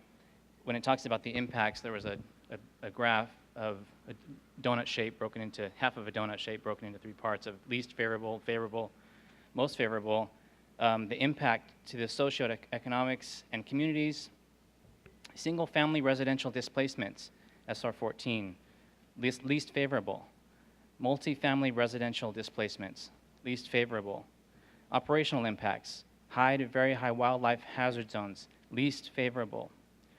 Impact to construction impacts of construction pollutants, SR 14, least favorable. Vibrations, least favorable.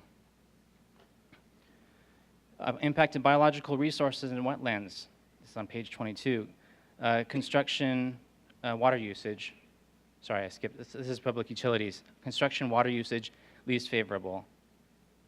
This is biological resource impact. Special status plant species, least favorable. Listed wildlife species, least favorable. This is still all SR 14.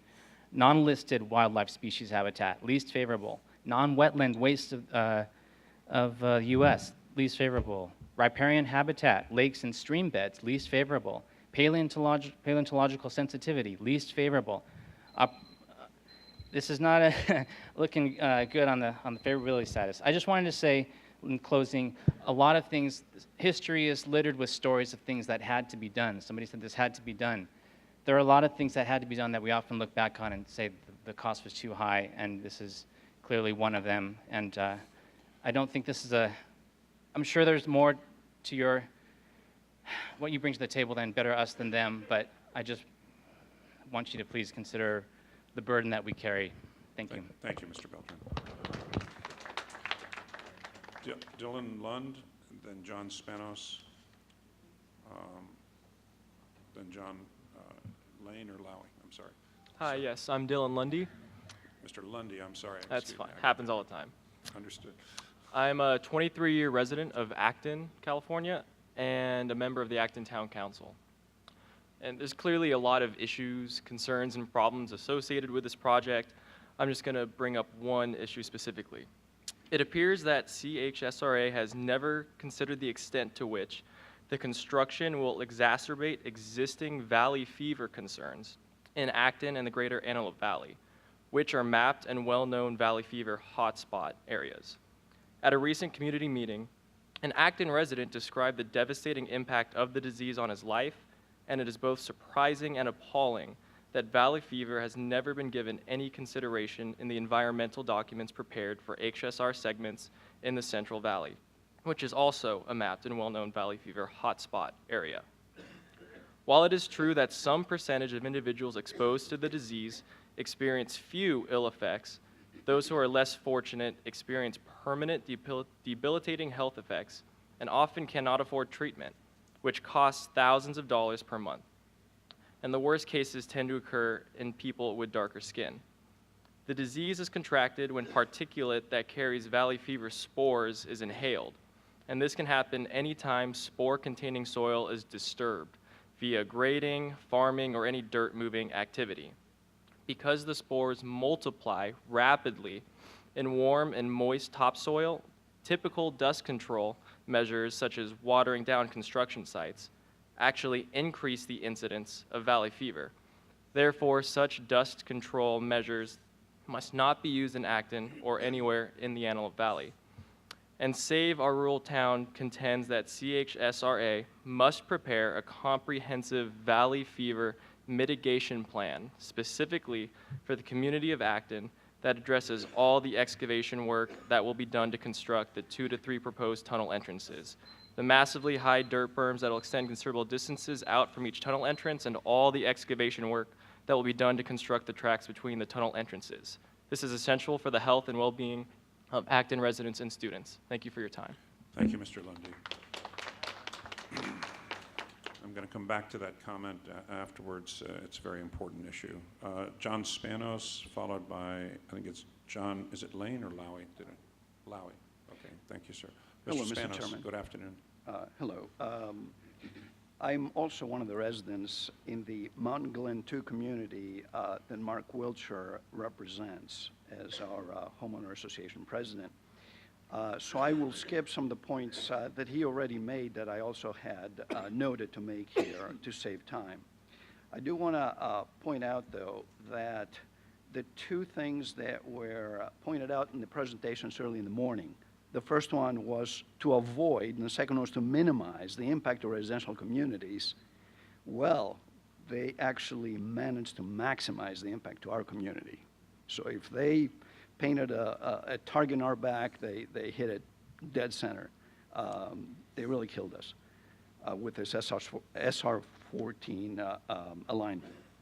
All right, so Mr. Chairman, your first question just before the Q&A session started today was for staff to comment on the concerns of Sylmar residents on the path of SR14, and the answer we all heard was that, hey, don't worry, Sylmar residents, we are going to dig a tunnel that will be twice as deep in the earth as we normally dig, and that will take care of your problem. Nothing to worry about here. Boy, is he wrong. I have a PhD in mechanical engineering from UCLA with expertise in the area of vibration transmission and control. And you couldn't be further from the truth with that statement. Doubling the depth of the tunnel will not bring sufficient attenuation of the noise and vibration on the surface when a high-speed train is traveling at speeds over 200 miles an hour underneath you. Many of the components of vibration will actually amplify on the way to the surface, depending on the materials and construction of the ground on the path of the vibration transmission. So some of that vibration will be heard, some will be felt. So you could certainly get quite a bit of both. So I would urge your staff that's making recommendations for high-speed rail on noise and vibration issues to reconsider a simplistic statement that was made earlier. To summarize, please consider our opposition to the high-speed rail from being inserted right under our homes. I'd like to leave you with this question. Would you, dear board members, accept a 200-mile-per-hour high-speed train from being dug right underneath your feet? Thank you. Thank you, Mr. Spanos. Mr. Lowy, followed by Gino Gatmaton, I hope is that right? Anyway, yes, sir. Hi, thank you. I'm just going to speak spontaneously, not a prepared statement. I just got back from China a week ago and saw how they are building their high-speed rail system there. It's quite amazing. I'm sure you're aware of it. And I am one of the few minority people that still support high-speed rail. You've heard all the opposition to it.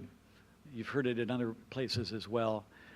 I hope that you don't get too discouraged, but especially hearing from the public officials that this route, there's a lot of opposition to it.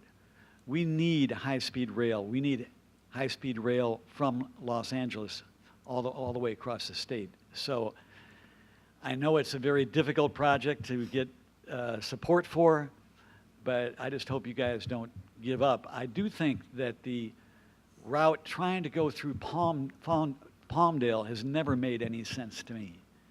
There are other ways to get from Bakersfield to LA, and I know you looked at some of the alternatives at the beginning, but this one, there's so much opposition to it that, you know, you can't have two more different kinds of communities in Agua Dulce and Sun Valley. I live in Sunland, and if you do go through Sun Valley, you need to do a big work with the city to develop a real environmental mitigation project for the whole community, because like one guy said, they're not getting anything out of this. So I really hope that you don't give up on this. I think that LA and Southern California has really gotten the short end of the stick in this whole thing. You're going to get the Bakersfield to LA, Bakersfield to San Francisco, but we still need it down at this end. And I think it's easy to say, well, it's too expensive, there's too much opposition, and we'll end up taking buses to Bakersfield, and that's not acceptable either. So, thank you. Thank you, sir. Gino Gatmaton, do I have that correctly? Hello, sir? Okay, well, I won't get a chance to be corrected on that. And Vicki Smith. Vicki Smith? Okay. That is the conclusion of the public comment period. I want to thank everybody for their comments. And at this point, let me first ask if our staff has any additional information that it wants to provide before I turn to my colleagues. I'm not saying that the staff has to.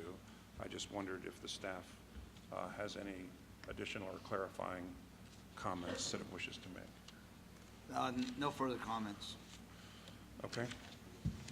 Let me turn to my colleagues on the board. I'll start down at my right with Director Miller.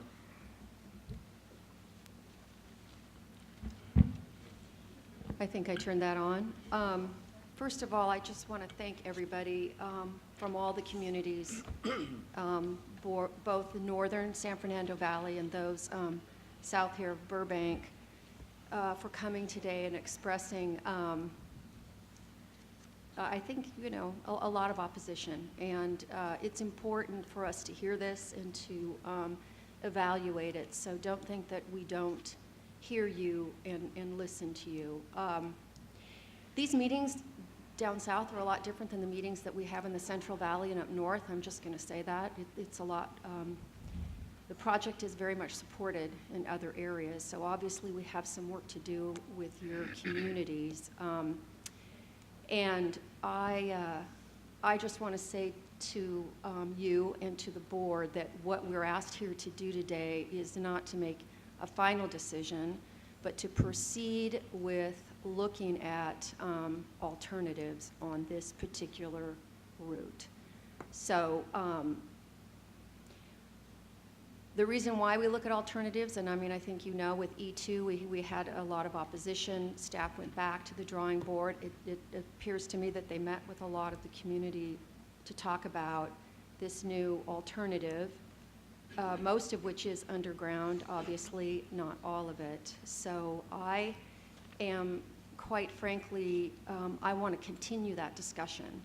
I'm not, I mean, I know some people said today, you know, why do we even need the rail? You can get to LA in an hour, or San Francisco in an hour from LA, or from San Francisco to LA in an hour, and I mean, that's not true. I live in the northern, I live in Sacramento, and traveling in this state is only going to get worse if we don't do something. I agree that what we do is controversial. But I believe, based on the data that I've looked at, that high-speed rail is an effective way of moving people that is environmentally sound, economically sound, and does connect an entire state, which we are huge. So for my board members, I am my first time in Burbank. I'm the newer member on the board, that I plan on supporting staff's recommendation, but I do want to hear more about the underground alternatives that people have talked about here today, meeting with communities to try to ascertain if there are ways to solve some of these problems, particularly acquisition, tunneling underground in folks' homes. I don't believe there's vibration issues. Personally, I live in a place where I've got something underground in my location, and there are not any issues that I'm aware of in terms of vibration or anything like that. But I did listen today, and I am concerned at the level of opposition, so I would like to try to work on that. And I pledged the board that I want to go visit some of these communities and talk a little bit with the legislative members about what we might be able to do. Thank you. Thank you. Ms. Shank? Director Shank? Thank you. I too have been here before in Southern California and have heard opposition. I don't think there's anyone in the room more frustrated than I, because I live in San Diego, and when this project first started in 1981, it was going to be San Diego to Los Angeles, the then and I believe still second busiest Amtrak corridor in the United States. And in fact, we had entered into an MOU with then Mayor Bradley for the state through Caltrans to acquire Union Station as part of high-speed rail. But things change, circumstances change, and now I'm very frustrated that the South, and especially my area of Southern California, is completely out of the loop. For those who say that it takes an hour, yeah, maybe once you're in the air, but need I remind anybody about getting to the airport 2 hours early, getting through TSA, fog, delays, downtown to downtown. I have never made it in 1 hour from either LA or San Diego to downtown San Francisco. And as one of the gentlemen pointed out, something has to be done, either more airports or more freeways or more, I don't know what, but even with self-driving cars, we're not going to be able to mitigate without adding on to something like high-speed rail. And for those who have traveled around the world, whether it's China or Europe, we are, in fact, a third world country when it comes to transportation, particularly high-speed rail, and everywhere, from Japan to Spain, where there's been high-speed rail and stations, there has been economic development, there have been jobs, there have been improved quality of life. Yes, we have enormous challenges, but we are a people of innovation and optimism, and I believe we can get through this. Not everyone is going to be happy. I'm not happy, but just saying no is not an option. So I too will be supportive of the staff's recommendation. We've gone through many years of looking at alternatives, of listening, of going to meetings, and we will continue the work. We will continue the work. We will continue to listen, continue to read everything that you send. You should every member of the public should know that my colleagues, we spend hours reading what you send. We spend hours with staff preparation. We spend hours of study. This is not something where we just show up and vote. I am concerned about two issues. One, the Valley fever issue, which has been brought up before, and Mr. Chairman, I know you're going to comment on that. And then on the proposed alternative, the mitigation, where I see that the SR 14 route, the distance across hazardous fault zones is, of the three alternatives, the lowest rated. And so I want to get more information on mitigation on that particular issue, as well as some of the comments that were made here earlier. But just one personal comment. You know, we're all in this together, and all of us talk about elevating civic discourse. But sitting here and listening to our chairman being called a liar, sitting here listening to these really personal ad hominem attacks does not elevate the civic discourse, and I hope that going forward we can keep it on the facts as they are presented. Thank you very much. I'm going to jump down to Director Camacho and then come this way. Did you have comments you wanted to make? I don't feel compelled. I just wanted to offer. Thank you. I would echo the position of my colleagues, both Nancy Miller and Dr. Shank. Years ago, I served as the vice chairman and chairman of the board of the Rail Construction Corporation, which built the light rail lines and the heavy rail lines in for LA County. The red line, the blue line, the green line.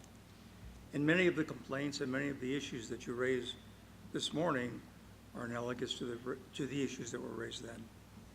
So I am sensitive to your issues. And it's different we can read what you write, but it's different to hear you articulate it. And certainly it has a certain amount of impact. I along with my colleagues, I will also look and ask more questions, as I'm sure they will. And I won't belabor that other than to say that I am sensitive to your issues. But I, along with my colleagues, believe that there is a price that we're going to pay, and we all will pay it. And I think that if this state is going to be as progressive as we think it is, that we need to have a world-class system of mobility. And I will support that idea. Thank you. Director Rossi. Press the red button. Thank you. I think this has got it. Thanks, Ernie.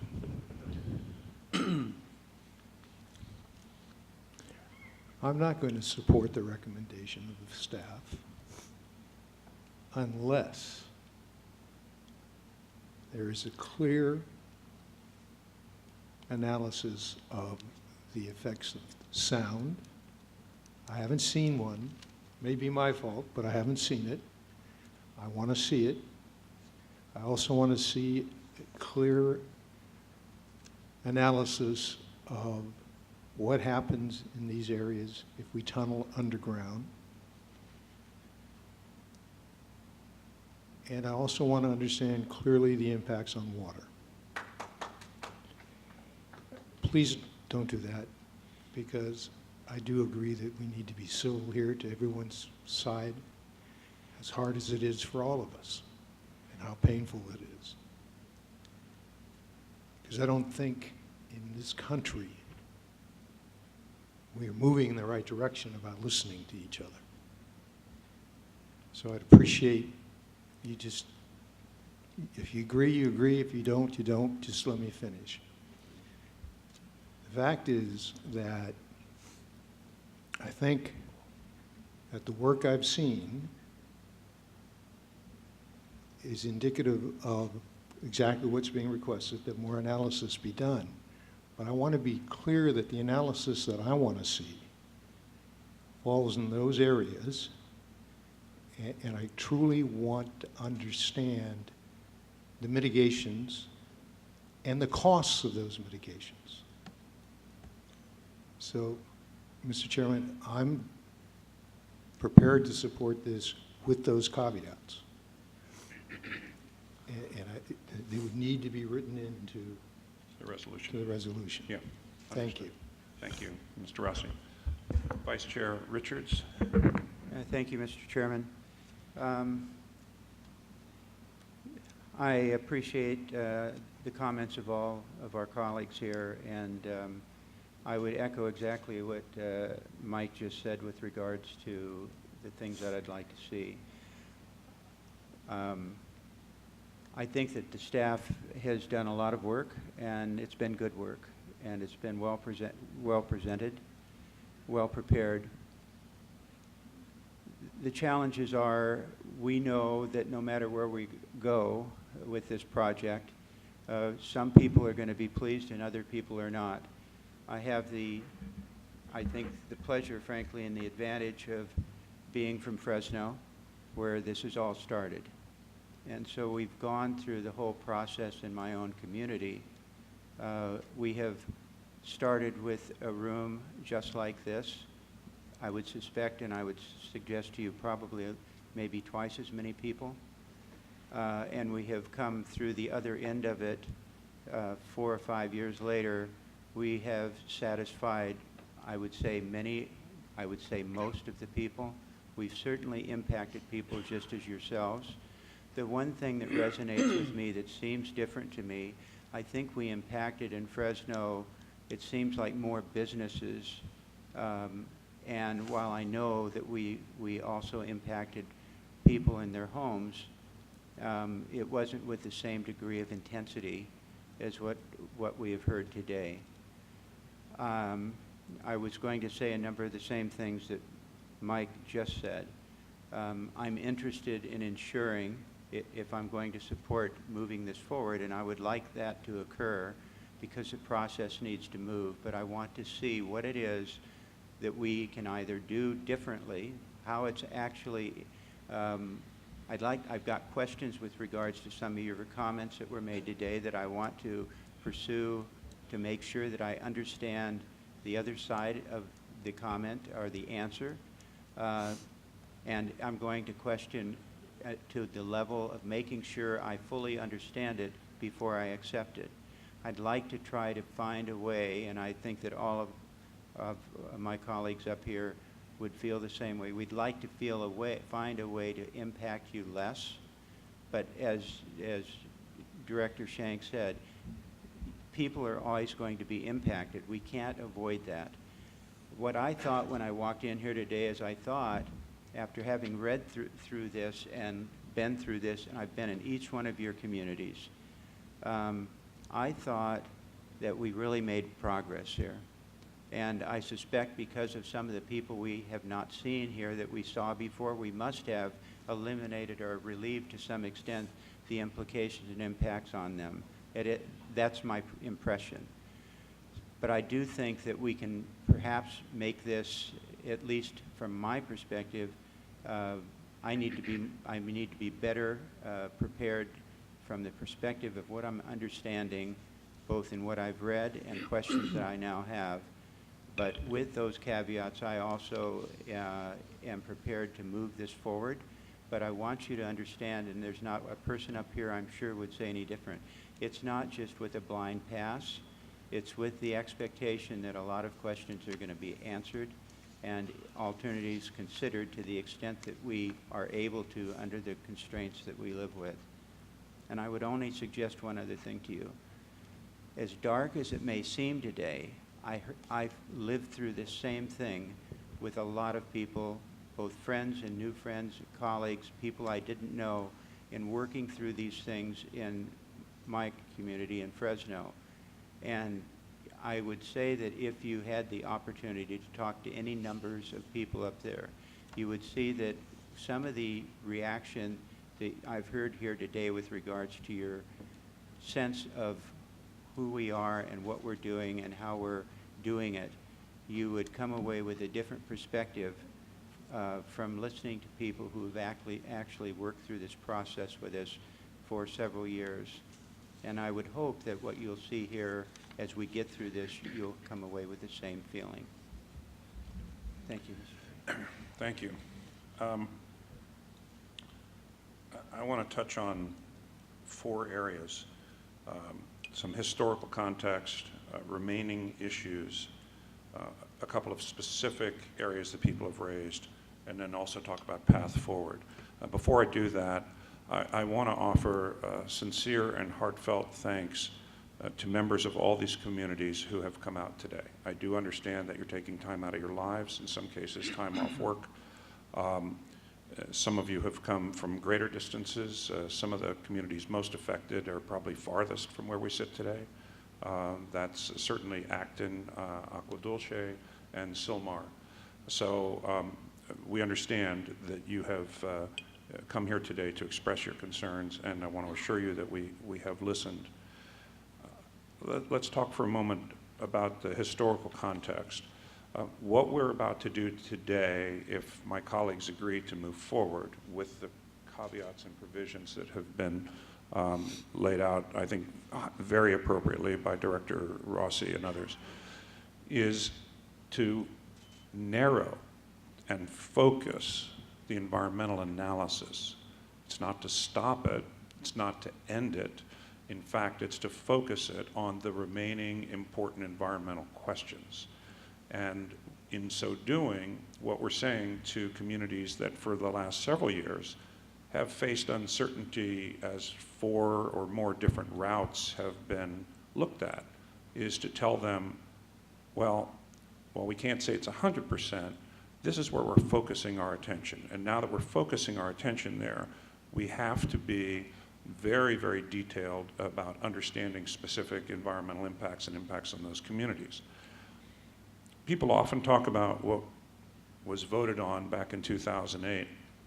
If you go back to 2008 and you look at maps, and at that point people were just taking magic markers and drawing lines on a map, probably the most anticipated route out of Los Angeles heading north went up the actual SR-14. It went up the San Fernando Boulevard area, San Fernando, sort of the I-5 corridor, went along the SR-14, all at surface. If you look back at that route, some 8,000 homes and businesses would have been affected by that route. If you look then at the alternatives that were put out to that route, and that was first proposed and requested, basically demanded of us to assess by former Supervisor Antonovich, we said, well, okay, we can avoid that. We can come underneath with a long tunnel, tunneling technology having moved forward from the days when this was first contemplated. But that left 3 major routes through areas that included equestrian communities, not only in Acton, but equestrian communities in the northeast quadrant of the San Fernando Valley, in Shadow Hills, Lakeview Terrace, Sunland Tahunga, and so forth. One of those routes, E2, came out from under the mountains and crossed over the Great Tahunga Wash over the Foothill Freeway. As I recall it, that route would have taken something like 345 homes, 345 homes, I think it was, in those areas.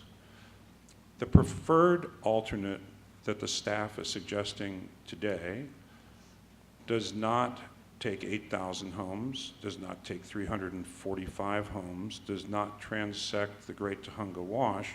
The preferred alternate that the staff is asking us to look at, as I asked the staff yesterday, in terms of takings, I'm not insulting the people from Sylmar who are concerned about what goes on under their house, but in terms of takings, the staff said they're not sure at this point whether the number of residences taken under the preferred alternate is 0 or 1.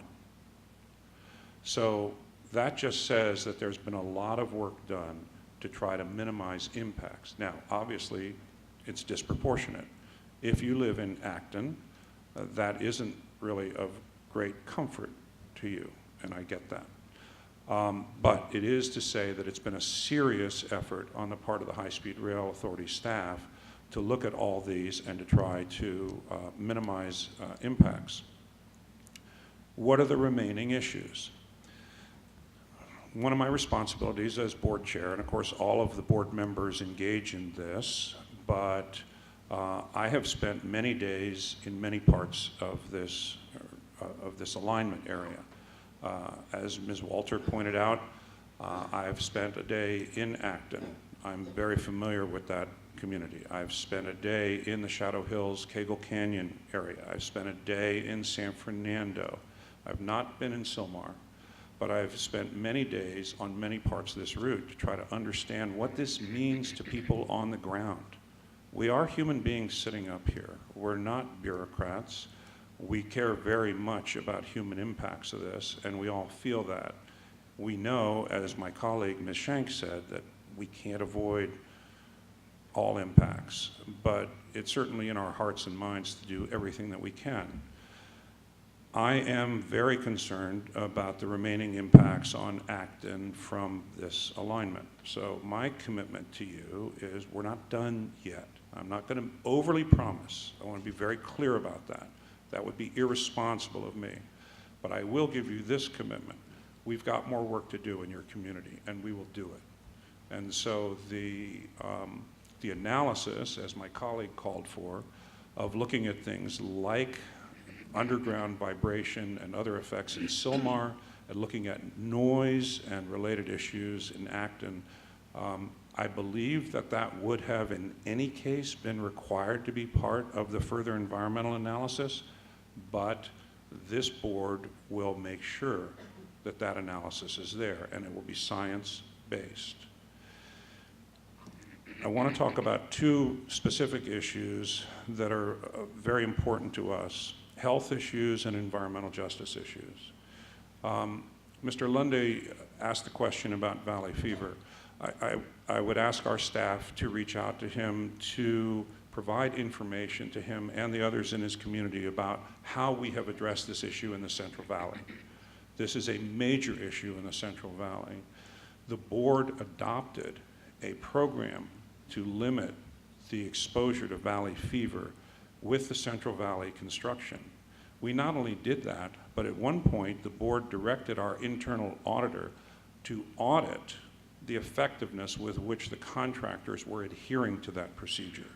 We are very familiar with the terrible effects of the fungal-borne spores that valley fever is based on, and we're very concerned about exposure to the workers and to the communities through the construction. So you can be assured that whatever we do as we reach into these areas in the Southland, we will bring those same concerns with us for the protection of your public health.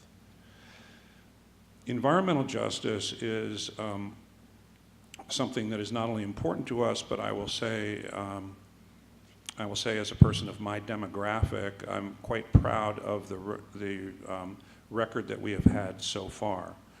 We have, in the communities that we've been working in Central California, been quite attentive to this issue. At one point in the town of Wasco, where there was a migrant labor facility, camp, if you will, housing, on the other side of the tracks from the town, and where literally mothers were pushing their baby carriages across the railroad tracks.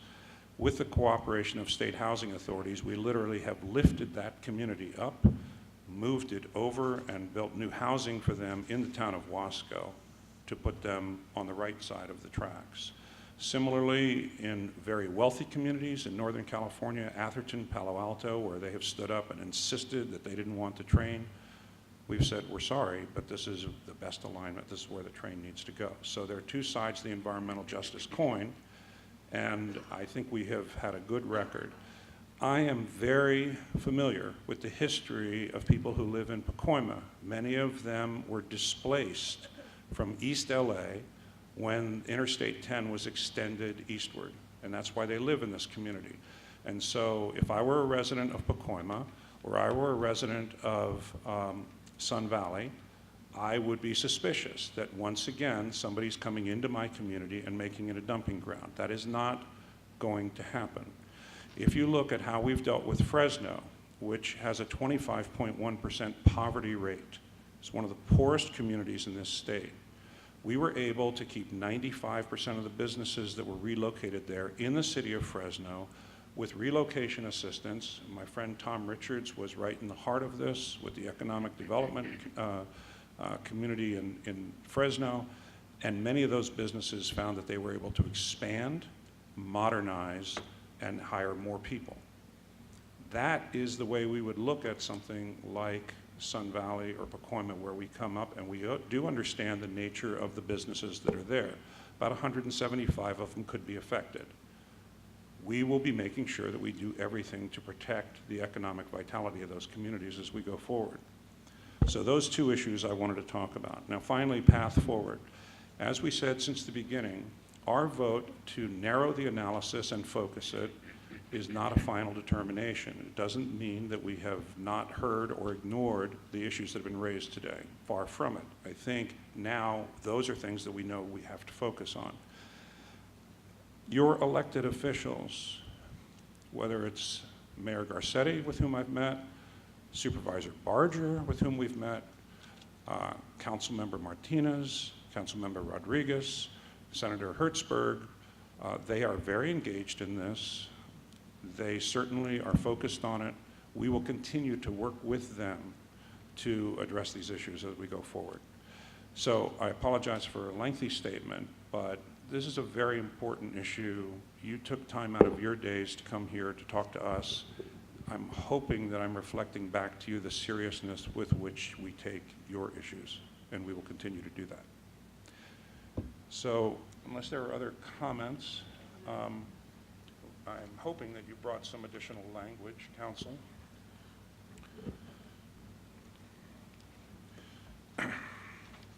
So Mr. Andrew, who is our Associate General Counsel, wants to add to the resolution, and so I'm reading this out loud for Mr. Rossi to see if it's satisfactory for him and other board members. So under the resolution section, right now it says, therefore, it is resolved that the authority board concurs with staff recommendation that the refined SR 14 alternate shall be identified as the state's preferred alternative in the forthcoming Palmdale to Burbank draft EIR-EIS. He then adds this language, provided that detailed studies of the following impacts and potential mitigations and their costs are included in the draft EIR-EIS, in the public draft EIR-EIS, and made available to the board, 1, noise impacts in rural communities, 2, water impacts from tunneling, and 3, tunneling under homes. Mr. Rossi, is that language satisfactory to you? For me. Other members of the board? Well, Ms. Miller? I don't, not just tunneling under homes. I think the idea was potentially undergrounding additional segments.